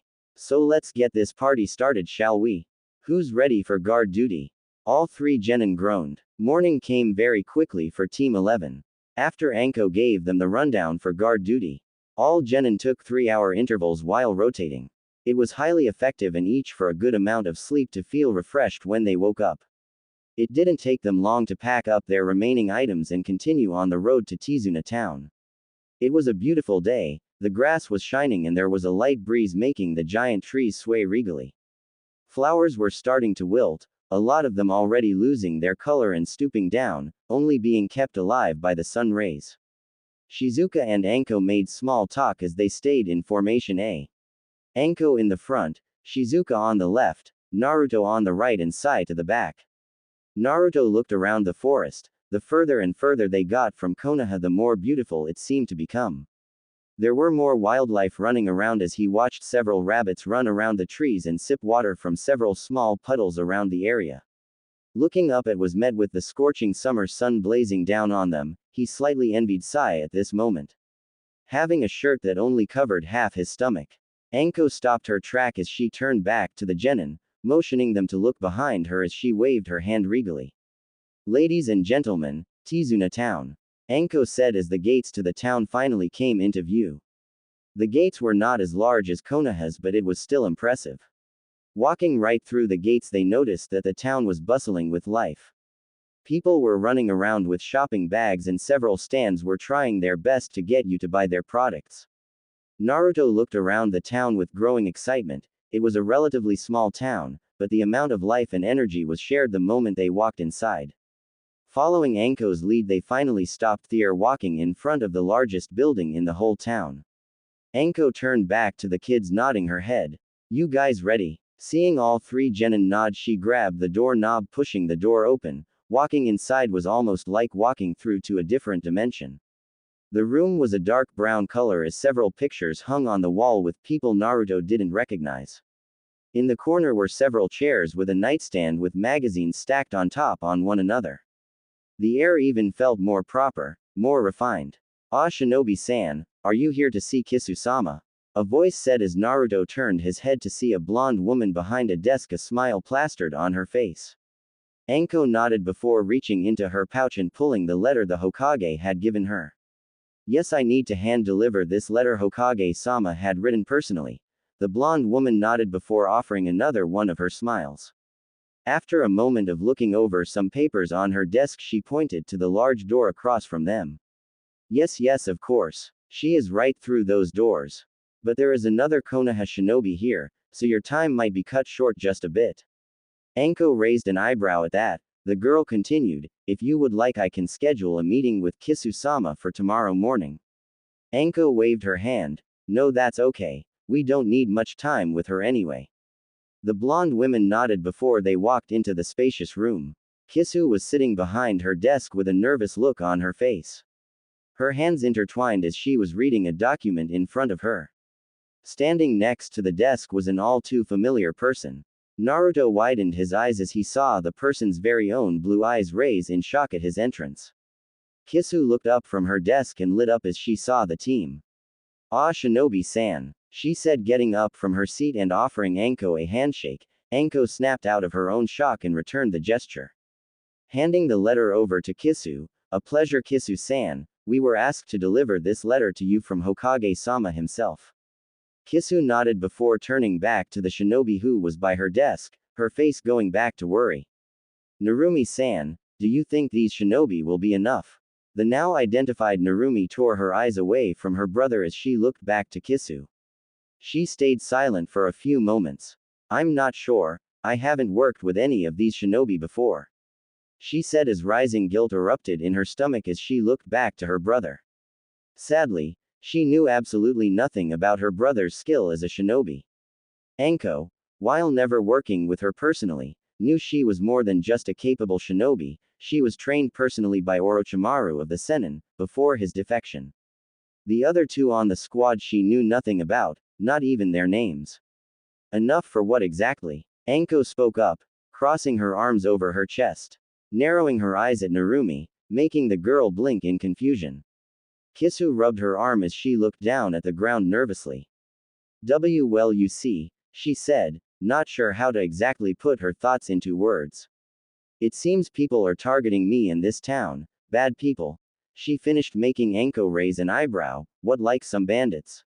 "We can take care of that easily." Narumi shook her head in response, grabbing the document on Kisu's desk and showing it to Anko. "Worse, after my mission I was supposed to deliver this letter back to Kisu-san, but," she said, flipping the page over. All three genin perked up at this as Narumi channeled chakra into the page, making words that weren't previously there before appear diagonally across. Anko leaned in, her eyes scanning over the page. Her eyes lit up in recognition. "The blue flames," Anko said. Narumi nodded, placing the page back onto Kisu's desk. "Yes, apparently they have been seen venturing around Tizuna town for a while now. I suspect they will target Tizuna next." Shizuka shook her head confused. "Wait, who are these blue flames?" she said. She had never heard that name before in her life. "The Blue Flames, a B-class group of rogue ninja that go around targeting smaller towns and villages in order to seize control of them.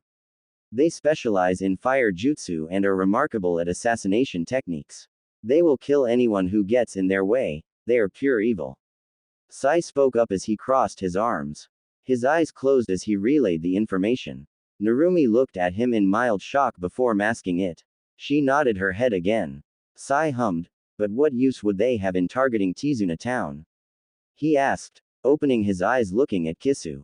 The woman flinched as the boy's piercing black eyes stared back at her. She forced herself to look away. All eyes were on her now as she played with a piece of brown hair that was framing her face. I don't know. We are a trading town. We trade our wood for goods like fish and livestock. Unless they want to take over our trades as well?" she asked as she placed a hand on her chest. "Calm down, Kisu-san. Getting worked up now will only cause more problems," Narumi said as she tried to calm down the shaking mayor. "What kind of wood does your town gather, Kisu-san?" Anko asked as the now calmer Kisu looked up at her. Kisu tilted her head. "We have an abundant supply of genus wood, so that's our main trading material." "Genus wood?" Naruto spoke up for the first time as he looked up shocked. His team looked back at him in confusion as Naruto began to slowly walk towards Kisu's desk. "Is your desk also made out of genus wood?" Kisu frowned and nodded her head. Narumi scowled at her brother, shaking her head exaggeratedly. There was a real problem here and all he could think about was the craftsmanship of her desk. Naruto knew there are more impor. Genus wood is very chakra conductive, with enough you can even make it harder than steel, and even so resilient where it won't even break, he said, stopping Narumi in her tracks. His eyes traced over to his and she couldn't help but stare back. Blue eyes that looked so foreign to her, she couldn't recognize the boy as he looked at her. He was a complete and utter stranger. Slightly backing down from his gaze, she nodded her head. Naruto grabbed the edge of the desk, channeling chakra through it. The desk started to glow a soft blue color before the light-colored wood started to change into a deep black. Kisu gasped, throwing her hand over her mouth. "That's what they're after. With enough of this wood they could make weapons, armor, and who knows what else. Naruto said, removing his hand from the desk letting it revert back to its original light color. Kisu looked down at Naruto, her eyes wide in need. Will you guys help and take down this group? Please, I don't want anything to happen to this town. Naruto shifted awkwardly as he looked back to Anko. The purple-haired Junin seemed to be in deep thought. While she wanted to help Tizuna town, she didn't know if her team was officially qualified for it. If they weren't here, then it would be no problem. Hell, she and Narumi would be able to take them out. Looking back to Sai and Shizuka, they both already had battle experience. Sai was in Anbu before the team was created and Shizuka was a genin in her previous village for about a year. But Naruto, she thought as she looked back at him. She knew he was good for a genin, better than he gave himself credit for. Yet he lacked battle experience, but as she looked into his eyes she saw this fire of determination that was unyielding. Taking one last glance to Narumi told her all she needed to know. Anko nodded before offering Kisu a grin. Well, what can I say? Team 11 is on the case. Kisu had tears in her eyes as she bowed deeply to the shinobi in her office, showing her gratitude, making Team 11 smile happily. Narumi coughed, grabbing everyone's attention. Kisu-san, do you maybe have a spare room where we could discuss the mission details? Kisu nodded enthusiastically. How about you use my office? I will go and check up on things in the village, and I'll inform Suzy at the front desk. Please take your time. Narumi nodded as Kisu quickly excused herself, leaving Narumi alone with Team 11. Fighting back a frown as she noticed her brother walk up to Shizuka. Narumi pushed her thoughts into the back of her head as Anko walked up, grabbing the document again and looking it over. Rubbing her chin in thought. Narumi-san, when did you get this? Yesterday evening. When I returned from the cabin, Kisu-san was already asleep, so I had to wait till the morning to tell her. Anko nodded her head, looking up, staring out of the lone window in the room. Sai walked up to her, peeking over her shoulder. What does the note say exactly? Pillage and take all. Are we sure this isn't just a huge ploy? Shizuka said, leaning on the wall. Her eyes closed in thought. Narumi shook her head, leaning on the desk, her nails drawing circles on the wood in thought. The blue flames have never been one to back down from a threat. It seems this letter was meant for someone else entirely until I got my hands on it, she said, making Anko nod. The purple-haired woman pointed to the corner of the page. There are coordinates here, it isn't that far away from here. I went there last night. It's another small cabin. There were about 10 shinobi guarding the entrance. Whatever is in there, they don't want anyone finding it. Narumi said, taking a peek over at her brother. He was standing next to Anko with a hand in his pocket. His eyes were narrowed in thought. Naruto ni, how do you know about genus wood? Naruto shrugged as he looked away from her. Shisui Nisan taught me about a bunch of different materials that are good for weapon making, he said, ending the conversation, making Narumi frown. She instinctively clenched her fists around the desk in irritation. Her nails dragged across the wood, letting the unpleasant sound quietly echo under the desk. Anko sensed the atmosphere start to change and quickly intervened, stepping closer to Narumi, handing her the paper. The Namikaze girl grabbed hold of the page before Anko began to speak. So what was your plan before we arrived? I was gonna message To-san and see if he could possibly send backup, no more than a team or two. While there seems to be quite a number of them, they don't seem to be very strong. The strongest seem to be about a chunin in terms of strength. Anko nodded before looking back over to her team.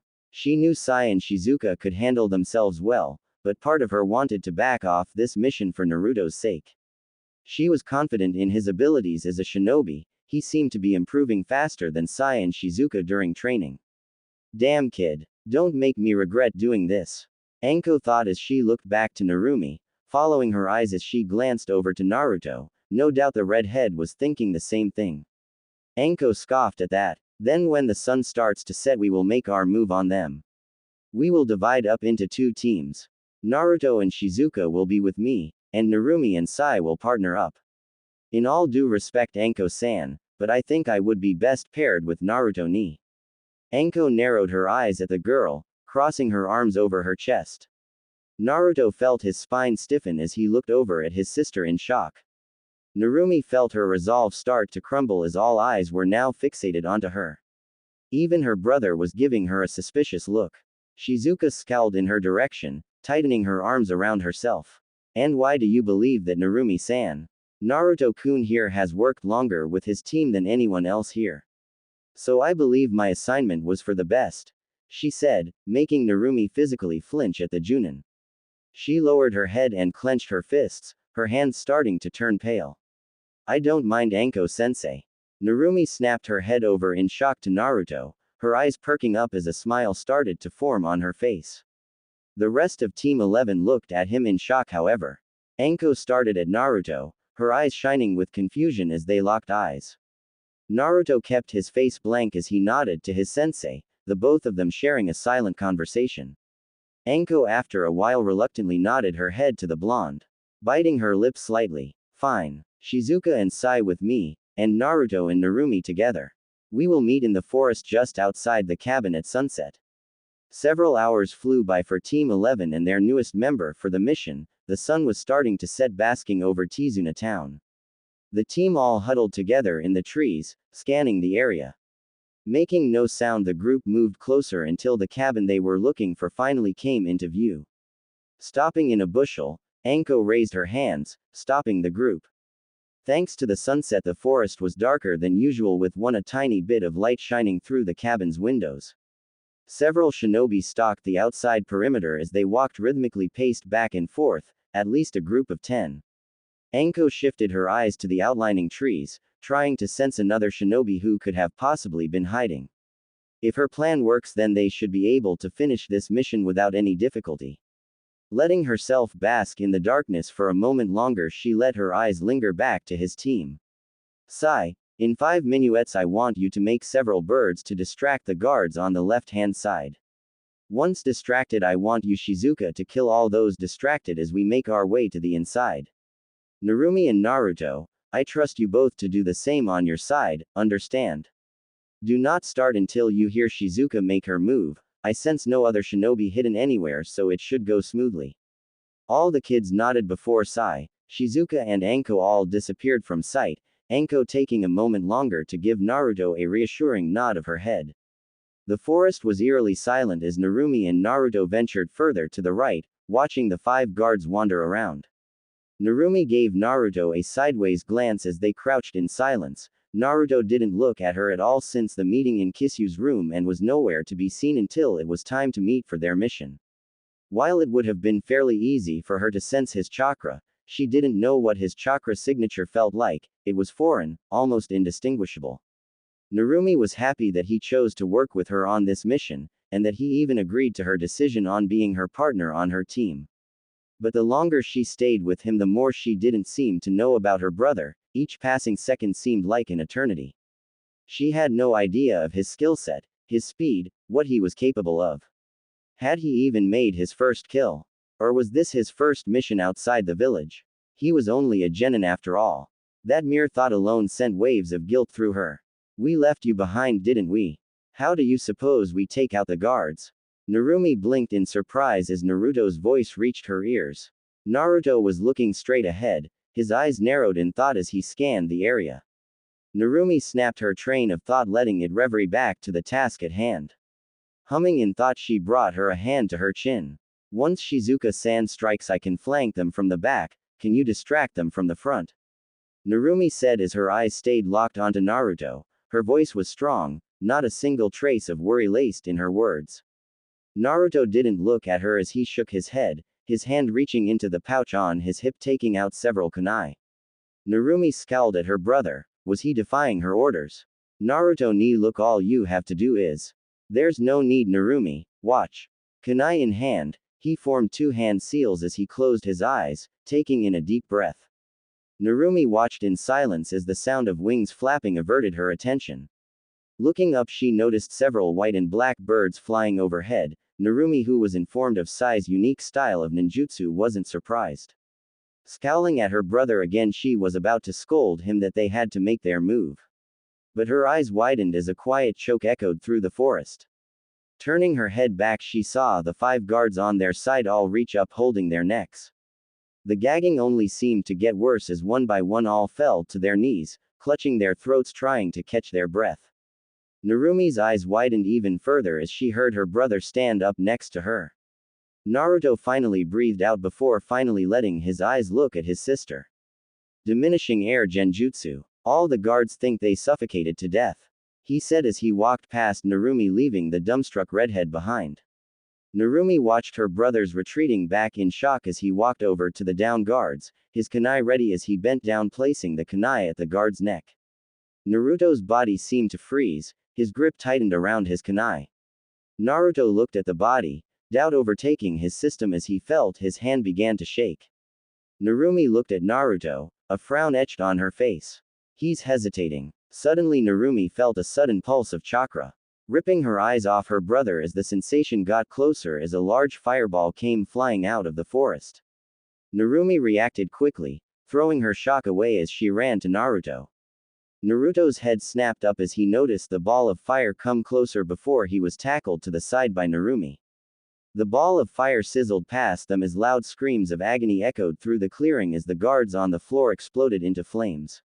Before the two Namakazes had time to react, another fireball came hurtling their way. Naruto and Narumi were more prepared this time, both jumping to either side, dodging the attack. Well, I wasn't expecting you two to actually dodge the second one. I can say I'm pleasantly surprised. The kids looked up to see a tall man standing across from them, arms crossed over his chest as he grinned down at the younger shinobi. His yellow eyes glowed with amusement, letting the area around them burn. Narumi schooled her emotions as she quickly brought out a kunai of her own, her blue eyes held no emotion as she stood tall. Naruto getting up, standing next to her. Please, it was only 2 fireballs, I've seen much worse, she said, making the older man cackle with laughter, his deep laughs echoing into the night. You got spunk, kid, it's gonna be a shame killing you, he said, his voice going deadly serious, snapping his fingers as 13 shinobi jumped from the trees, all wearing crazed expressions, making the two Namakazes tense up. Narumi spared a nervous glance to her brother, noticing the bead of sweat sliding down his forehead. Without warning, the 13 shinobi took off, racing towards Narumi, effectively separating her from Naruto. Shit, Naruto, Narumi cursed, leaping out of the way from a noticeably smaller fireball that was sent her way. Haha, come on Missy, why even try to fight back? I promise we'll go easy on ya if ya just give yourself up, one of the thugs said, an unkempt grin plastered on his face. Yeah, might as well just surrender now, sweet thing. Several of the others spoke out in agreement as Narumi scowled in disgust as she traced over her attackers. It seems I'm going to have to make this quick. I don't wanna leave my brother for too long. Hooah, so the bitch is confident. I'll show you who's boss, the one in front yelled, his eyes flashing with anger as he sprinted off towards Narumi, sword raised high above his head. Narumi waited till the man was close and gathered wind chakra into her hand. Without hesitation, she thrust her hand into the stomach of her attacker. The man yelled out in pain as his sword slipped out of his hand, his body slumping over lifeless. The remaining guards didn't hesitate, seeing one of their own die, and all charged her at once. Narumi sighed, noticing that Naruto and that strange man were nowhere to be seen, most likely out in the forest. Narumi brought her forearm up, blocking a kick that was sent her way. The thug closest to her went in for the kill, aiming a kunai into her chest. Narumi extended her arm, gripping the attacker's wrist before his hand could make contact, bending it back, snapping his arm and pushing it forward, forcing the kunai deep into the man's throat. That's 2. Using her momentum, she quickly twirled around, grabbing the shinobi's leg that previously kicked her and throwing him backwards into 2 oncoming shinobi. Flying through hand seals, she took in a deep breath of air. Wind style. Great breakthrough. Breathing out a large gust of wind at the 3 slow shinobi as it cut them up, killing them instantly, their bodies hacked up and flying backwards. 5. Feeling a sudden chakra pulse from her left, she channeled chakra into her kunai. The bladed weapon took on a dark blue glow as it extended several inches. The man breathed in heavily, sending out another fireball. Narumi threw the wind-infused kunai at the middle of the ball of fire, making it fly directly through, hitting the man right in the heart. The fire lost its form, breaking apart in the middle and flying around the redhead, burning up another shinobi that tried to strike from her right. 7. The remaining 6 all stood several feet from her. The majority of the group were looking down at Narumi in fear. Physically shaking in place, trembling as the emotionless eyes of Narumi stared back at them. This is your last chance, either leave here, or die here. One of the shinobi gasped in fear as he dropped his sword and took off in a random direction. Soon after 2 more followed after. 10. Why you monster? I'll kill you. A man yelled, making Narumi chuckle to herself, raising a hand over her face, freaking out the remaining 3 shinobi. You blue flames are the monsters. But, I'll show you what a real monster looks like, she said, her voice dropping several octaves as they watched her eyes shift. Blue irises turning into red slitted ones, Narumi gave a toothy grin showing her extended canine teeth as she dissipated from sight, the only trace left of her being a soft breeze. Where did you go? The man couldn't get the next words out as he looked down to see several kunai embedded in his body. Narumi looked up at the man, arms extended gripping the remaining 2 shinobi in her grasp. Slamming their heads together they fell to the floor, not having any time to react. The 2 shinobi suddenly heard a sizzling sound, looking up at Narumi, both of her hands extended as blue chakra started to form in both palms of her hand. Her piercing crimson eyes rippled through them. 13. Rasengan, she yelled, slamming the spinning balls of chakra into the remaining 2, ignoring their screams of pain as they withered in her grasp, falling to the ground dead. Narumi retracted her hands, letting her eyes revert back to her normal cerulean. You went a little overboard there. Narumi shrugged her shoulders, the loud voice booming in her head that she had grown accustomed to after all these years speaking to her. It was more of a message to the blue flames. They won't target Tizuna again. The deep voice hummed in her mind, agreeing with the girl before speaking again. You should probably check up on your brother, or the rest of your team. Narumi didn't need to be told twice. Before the voice even finished speaking, she leapt away into the forest, trying to sense her brother's chakra signature. She hated this feeling, the feeling that something bad might have happened to Naruto. And it would have been her fault for not protecting him. Please be alright, Naruto ni. With Naruto, after the separation, Naruto felt his hands tighten around his kunai as he stared off at the taller man, sweat beating down his brow and falling down his cheek. Watching his sister get separated from him sent a wave of anxiety through his body. His breath hitched as he saw the man start to laugh to himself, running a hand through his dark black hair. My, you seem like much easier prey than that girl. His voice was deep, making Naruto's head vibrate in worry. This was his first real encounter with an enemy shinobi, a real shinobi. It was easy for him to put the low-level guards in a genjutsu since he knew they were about his level of strength, a genin. But looking at the man in front of him now, the towering physique of muscle that stood clearly over 6 feet. It scared him. He tried to gather his erratic breathing, trying to stay composed as he racked his to figure out a way to fight this shinobi. His hands started to sweat while his legs shook in fear. The taller man reached behind his back, pulling out a large sword and aiming it at the blonde. The sword glowed in the dark as he rotated it, letting it glimmer in the darkened night. It seems I'll have to teach you a lesson for attacking the blue flames. My name is Sokka Shin, prepare to die. Sokka moved forward several steps as he lunged towards Naruto.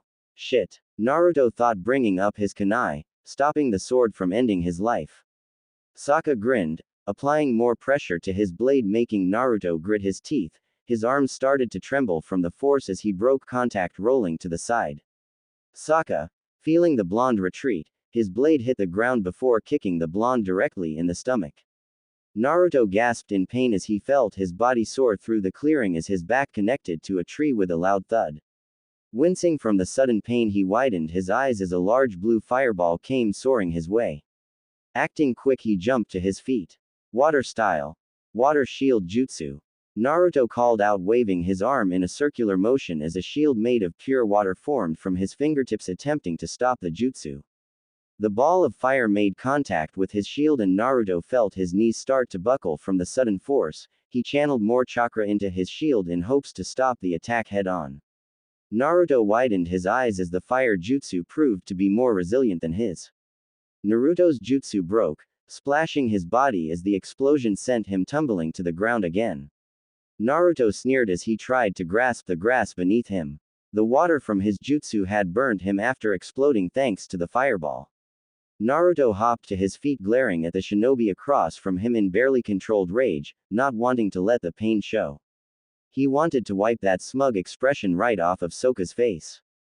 Sokka gave a laugh that gave the opposing blonde a cold chill. Do you really think you have a chance to beat me, boy? You have been nothing but average, and I'm being generous. He said smoothly, his eyes glowing with disappointment. Naruto scoffed as he bit his lip to stop it from tremblingly. Holding his side that the water had burned him on, can I really not do anything against him? I have my Sharingan, but I can't catch a glimpse of his eyes. His hair keeps falling into his face and he's way too fast for me. He let his thoughts wander. Clenching his fists as desperation gripped his very soul. Sokka was strong, stronger than he had anticipated. And for his first real fight, Sokka was the pure embodiment of a devil. While he did have some tricks up his sleeve that Shisui had left for him in the scroll, but he wasn't close to mastering it and would most likely be more of a hindrance. He didn't have the chakra control for it, or the right chakra ratio for the jutsu itself. So he did the only thing that felt right for him. You're too cozy for your own good. Water style. Spinning top. Naruto yelled, forming water at his fingertips while spinning his body. His body became engulfed with water as he shot off towards Sokka, spinning widely. Sokka just sighed as he sidestepped, forcing his hand through the blonde's jutsu, slapping Naruto as the jutsu broke, sending Naruto to the floor once again. Naruto turned just in time to roll out of the way from a kunai. Sokka, having prepared that Naruto was able to dodge the kwani, swung his sword down into the ground, stabbing through Naruto's leg. Naruto felt his back arch up as a loud scream forced its way from his mouth. His scream echoed through the clearing, making several birds flutter away. Sokka grinned as he crossed his arms over the hilt of his sword and placed his head in the center. His voice laced with disappointment as he shook his head at Naruto. How disappointing. I wasn't expecting much, but this was just pathetic. Naruto gasped in pain as he felt his vision start to blur. Trying his best to stay awake as he saw Sokka slowly push his blade in deeper. Naruto whimpered as he smacked his head onto the floor. His body felt numb as he experienced the excruciating pain. Blood leaking from his leg as Naruto peeked his eyes open to see Sokka, his malicious grin piercing through Naruto. I can't die here. Naruto thought to himself as he felt his eyelids start to flutter closed. His mind slowly losing consciousness. Letting pitch darkness overtake his vision and consume his body. What would your family think? Naruto felt it again, a spark in his stomach as a mysterious voice boomed in his head. Naruto felt his body start to move on his own, gripping the sword by the blade. Sokka raised an eyebrow at the blonde, curiosity shining in his eyes as he watched Naruto grab on tightly. Naruto on the other hand felt the pain subside, the mysterious voice echoing the words again. Bouncing off the walls in his head, he reached his free hand up, digging his nails into Sokka's arm. Gritting his teeth he answered the voice, his voice dripping with annoyance. They would feel sorry for me, that I was too weak to do anything. And they would blame it on themselves. He yelled internally, blood leaking down his hand as he grabbed onto the blade tighter. And what was your promise? To prove them wrong. What the? Sokka never got to finish what he was saying before Naruto ripped the blade out from his leg in one smooth motion. Sokka, surprised by the action, didn't have time to move out of the way as the hilt of the sword smashed upwards into his jaw, sending his tumbling backwards. Sokka growled as he held his busted chin, glaring at Naruto. Caught off guard by the blonde's sudden attitude change, his eyes widening as he saw the hole on his leg had already fully healed, not a cut in sight. Naruto grabbed the sword by the hilt, throwing it over to Sokka, forcing the black-haired male to dodge. Sokka leapt into the air, swinging his left foot down in a flying kick that sent a column of blue fire sailing across the forest floor, disintegrating everything in its path. Naruto didn't hesitate in his attack as he leapt up after Sokka, hands flying through seals as fast as he could. Water style. Water dragon jutsu. He yelled, extending his arm out as the water from his previous jutsu came to life, forming a medium-sized dragon and sent itself soaring after Sokka from his right. The black-haired man cursed before stopping his technique, using his momentum to narrowly dodge the dragon. Water style. Water torrent wave. Sokka widened his eyes as the dragon exploded next to him, the sudden force taking the air out of him as he was sent flying down onto the floor, making a decent-sized crater. Naruto landed on his feet trying to catch his breath, wondering if that was enough to stop the man. Before Naruto could relish in any sort of victory, the body of Sokka suddenly poofed into smoke, replaced with a log of wood. Kawarimi, you little shit. Naruto turned around just in time to see a flame-covered foot come his way. Reacting quickly, he brought his forearm up to block the attack. He growled as the flames burned his arm as the force from the attack sent his body crashing to the floor. His head smacked against the floor, bouncing in pain, but Sokka didn't stop there, sending an axe kick to the boy's stomach. Naruto gasped as he felt his body submerge itself deeper into the soil beneath him. You bastard! I'm going to kill you! Sokka yelled, grabbing Naruto by the neck, lifting him up so he could stare at the boy in his eyes. His hand gripping Naruto's windpipe, making the blonde gasp for air. You really are a son of a bitch, aren't you? I'll admit you caught me by surprise, but it won't happen again. He yelled again, this time slamming Naruto into the nearest tree, almost snapping the log in two. Naruto winced as he forced his eyes back to Sokka's own yellow eyes. Finding the effort to grin, Naruto reached up trying to dig his nails into Sokka's cheek. Sokka, seeing the blonde in his grasp start to smile, felt a huge sense of anger wash over him. Scowling, his grip tightened on the blonde's neck, pushing him deeper into the tree, making the bark give out an unpleasant cracking sound. And what's so funny, brat? You got any last words before I kill you here? Naruto chuckled as he gave a curt nod, his smile only widening. Generating his chakra to his body. Shunshine, he croaked out before vanishing from sight, appearing directly behind the shocked body of Sokka. The older man widened his eyes as he turned his head, seeing the blonde boy. Naruto's eyes wide, showing his 3-tomo Sharingan spinning widely in his left eye. Catching Sokka in his line of sight, making his body freeze up. The Sharingan. His body felt like it was paralyzed, his muscles refused to work, and all the feeling in his legs were gone. His feet seemingly cemented into the ground as he watched the blonde boy get closer to him. He couldn't even feel the chakra circulating in his body anymore. Naruto's hand came up, grasping the back of Sokka's shirt, his free hand making an arching motion as the blood from his hand started to flow besides his blood style. Red spiral. Taking advantage of Sokka's loss of displacement from his genjutsu, the blood from his hand flowed upwards, taking the form of a 3-pronged spiral blade. Pulling Sokka back, and with a yell he plunged the blood spiral through Sokka's chest, bursting through his stomach and taking his heart out of his body. The crunching sound from Sokka's insides played in Naruto's head as a silent scream tried to find its way out of the man's mouth.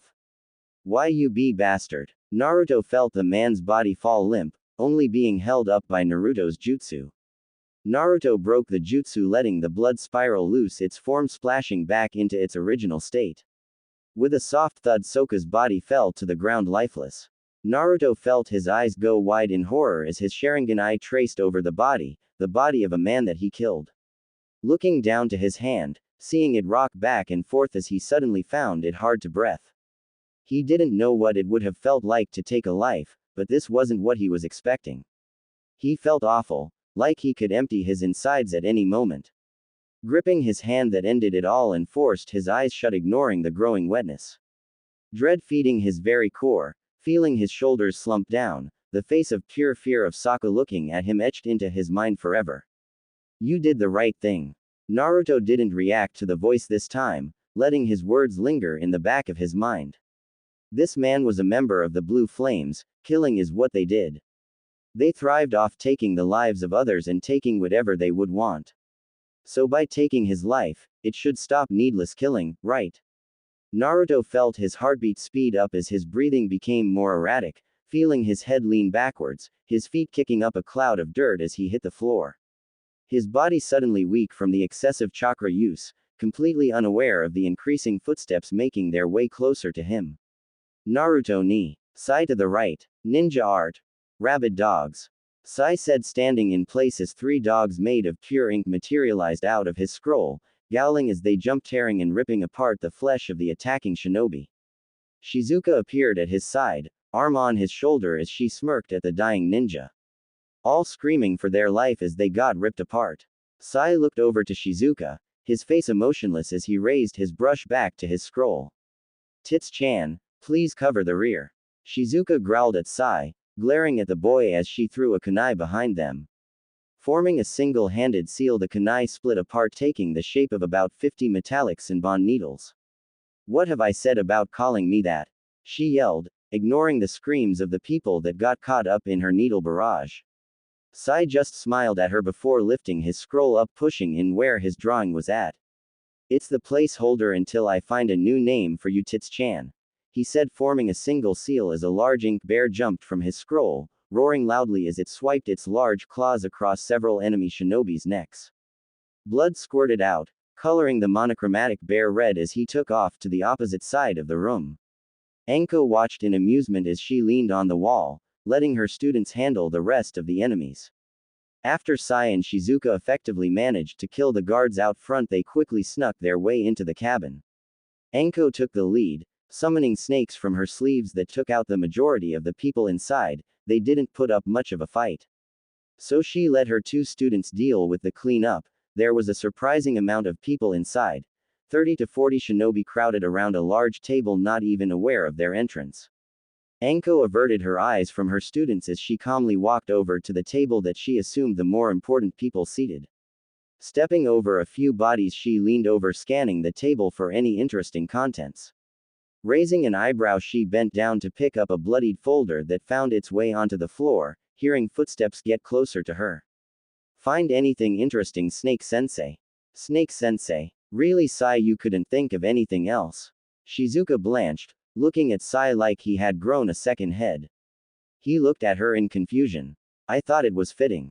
Anko ignored their bickering as she opened the folder. Some of the papers inside were hard to read since they were stained with blood. Frowning, she took a seat on one of the chairs, placing the folder down, letting the papers fall out. Sai and Shizuka peered over their sensei's shoulders. It seems the genus wood they had stolen has already been sold to a group of missing nin. This was a complete bust, Shizuka said, but Anko quickly shook her head at the girl. While the wood might have been sold, this should send a message to the Blue Flames to not target Tizuna again. Anko said, narrowing her eyes as she traced over the documents again. She had a weird feeling in the pit of her stomach. Something seemed off, something she was missing. She turned over to Sai, motioning the folder closest to her. Can you please look this folder over, Sai? You have a much better eye for these types of things. Sai only nodded, taking the folder and taking a seat at the table, moving the dead body that was in his way. Anko looked back to Shizuka, a hand on her chin. Shizuka, I want you to search all of these bodies to see if they have any useful information on them. Shizuka nodded before leaving her sensei. Anko stood in place as she narrowed her eyes at the cabin, the feeling in her stomach growing uneasy by the second. This room is quiet. Quieter than any room I've ever been in, she thought to herself, taking a step closer to the wall, letting her hand trace the woodwork.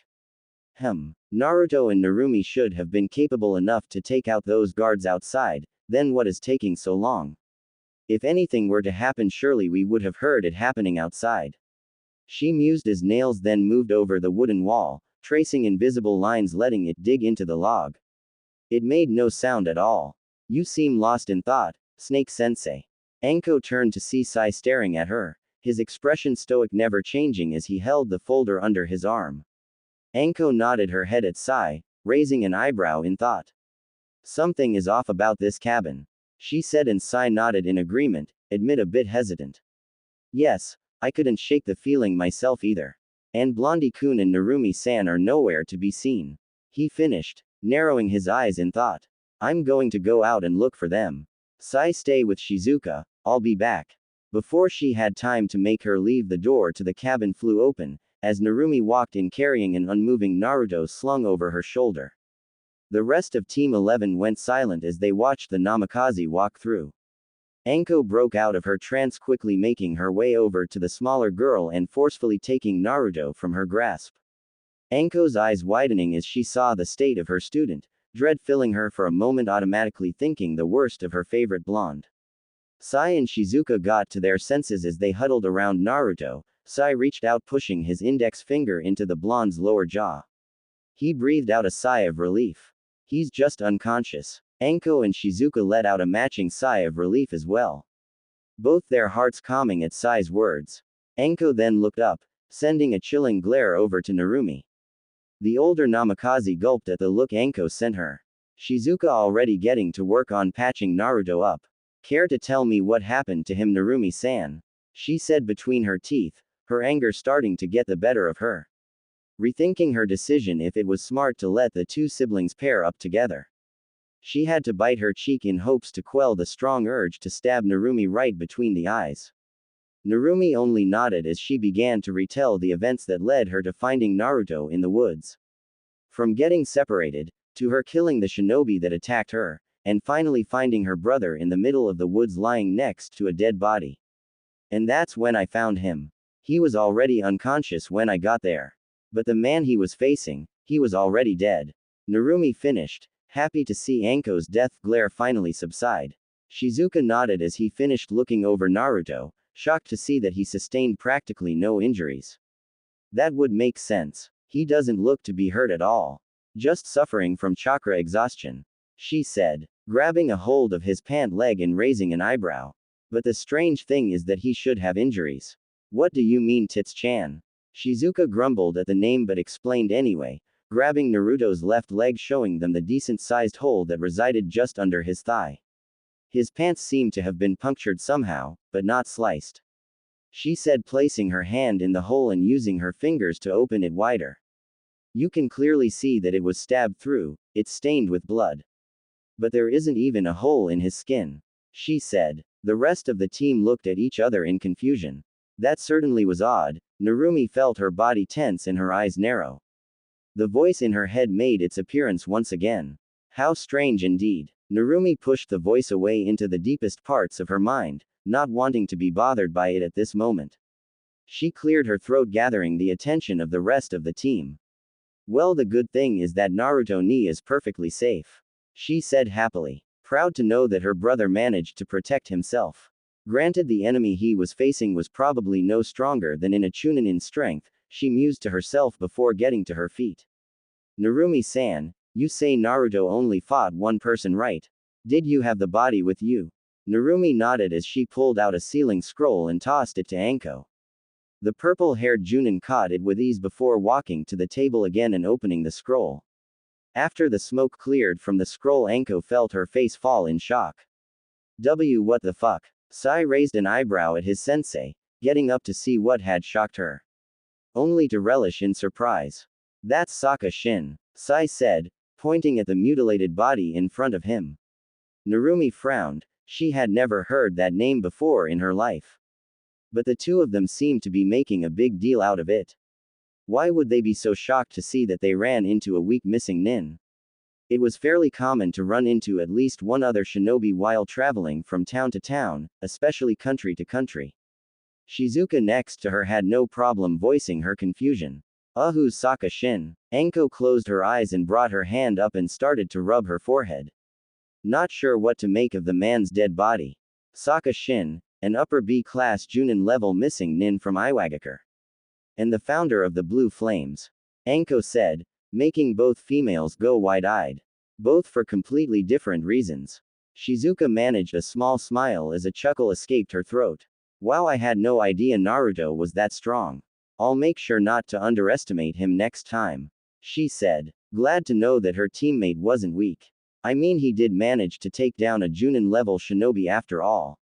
That's interesting. Anko raises an eyebrow, hearing the black-haired boy next to her whisper to himself. Looking over at him, she saw his eyes were closed, his eyebrows scrunched in concentration. They watched in tense silence as they awaited the boy to speak. Moving slowly, Sai reached under his arm, grabbing the file Anko had given him earlier. Flipping it open, he picked out a page. When you told me to look through this folder, I found quite an interesting amount of things, he said, motioning the others to follow as he placed them on the table, 4 pages scattered out. Taking in a deep breath, he spoke. All 4 of these pages are just updates in sales that the group has made in the past few months, nothing out of the ordinary. But, he pointed at the edge of the pages, running his finger along the border until it reached the bottom of the page. Tapping his finger a few times, All 4 of these have matching sealing arrays on them. I'm not very good at sealing, so I can't tell what they do exactly. He finished looking over to the female Namikaze, noticing her stoic expression. Narumi-san, if I recall, sealing runs in your family. Do you recognize this type of seal? Narumi stepped up, picking up the pages and examining them closer. I'm not really into seals, Tu-san is the only one really interested in them, she said, gaining a frown from Sai. But before he could say anything to Narumi, she continued speaking. But from what I could tell, this sealing array has a special rule that must be followed. What kind of rule? Narumi looked up to Anko. I'm not so sure myself, it could be anything really. Only blonde-haired people could open it, or black-haired, it could even matter on what your blood type is, or what chakra affinity you have. The possibilities are endless. Sai nodded, crossing his arms over his chest. I see, that is quite a problem. It must be important if they went through all that trouble to hide it under such a seal. Then that would explain this cabin too, Anko said, drawing the attention of the 3 kids. Anko elaborated, I noticed something weird when we entered this cabin. They had no idea we were even coming, it's like they didn't hear a single thing that was happening until we finally came through the door. What do you mean, Anko-sensei? That there must be a seal somewhere in this cabin that blocks out all sound coming in or out. Some sort of soundproof seal. She mused, finally making sense of the bizarre situation. Crossing her arms under her breast, she gave a deep sigh. But why would they put a soundproof seal on the cabin? What possible good would they have done for them? Fascinating, Sai said, grabbing the last piece of paper hidden away in the folder, showing it to the group. This was the only page that didn't have a sealing array. I tried to see if there was a genjutsu or secret chakra message hidden somewhere, but I found nothing of the sort. Then what's got you so fascinated by it? This. Sai turned to Narumi and Anko, reading aloud from the page. A battle of blue and red commences. Scorching earth with a magnificent blue hue. Where a soundless room will stand, awaiting visitors and secret information. Once the hue has been smothered, a boy is his killer, allowing for an outstanding debut. To meet on the next full moon, in a land made of frozen colorless white. Sai said, taking a moment to let his words sink in, giving them enough time to digest what they heard. Anko was the first to recover, blinking in confusion and crossing her arms under her breast. The weird sinking feeling in her stomach returning as she closed her eyes in thought. Oh, what does that mean? It almost sounds like a fortune. Sai nodded his head at Shizuka in agreement, rubbing his chin. I agree, I had thought the same thing myself, he said, taking a short pause to gather his thoughts. His thoughts made him frown, getting quite caught up in this note. It talks about a soundless room, which would have to be this cabin. Along with secret info, and my only guess would be the sealing arrays on the rest of the notes, he finished. Narumi peered over to the unmoving object of their inner thoughts, the first line, a battle of blue and red commences. Could it really be referencing Naruto ni? She mused aloud. Well, his eyes are blue, and he uses water jutsu. So the red would have to be this Sokka guy, right? He is a fire user after all. Anko shook her head at Shizuka. Sokka Shin was known for his use of blue fire, it's what made him famous. And gave him the idea for the blue flames. Shizuka frowned at her explanation, not making sense of what the red in the fortune could be. Skipping in her thoughts, she heard Sai speak from her left. While that may be a mystery only Blondie-kun knows. We will have to ask him when he wakes up, he said, making the 3 of them nod. And when the blue hue is smothered, is that referring to Sokka's death? And a debut? Who could possibly be debuting? Whatever it is, this doesn't seem like a coincidence. It feels like real fortune telling. Anko pursed her lips in concentration.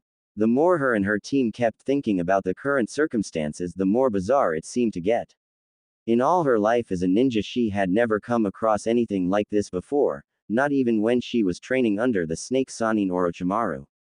The whole thing was beginning to sound like a mystery. More and more questions kept getting asked, and they didn't have an answer to a single one of them. Glancing over at Naruto's still body, watching as his chest raised ever so slightly with his breaths. Narrowing her eyes in recognition, whatever was happening, she knew it was because Naruto had taken the life of Sokka Shin. Thanks for listening. In the next part. In the meantime, Please leave a review, I would love to hear your feedback. Especially if it helps me improve the overall story.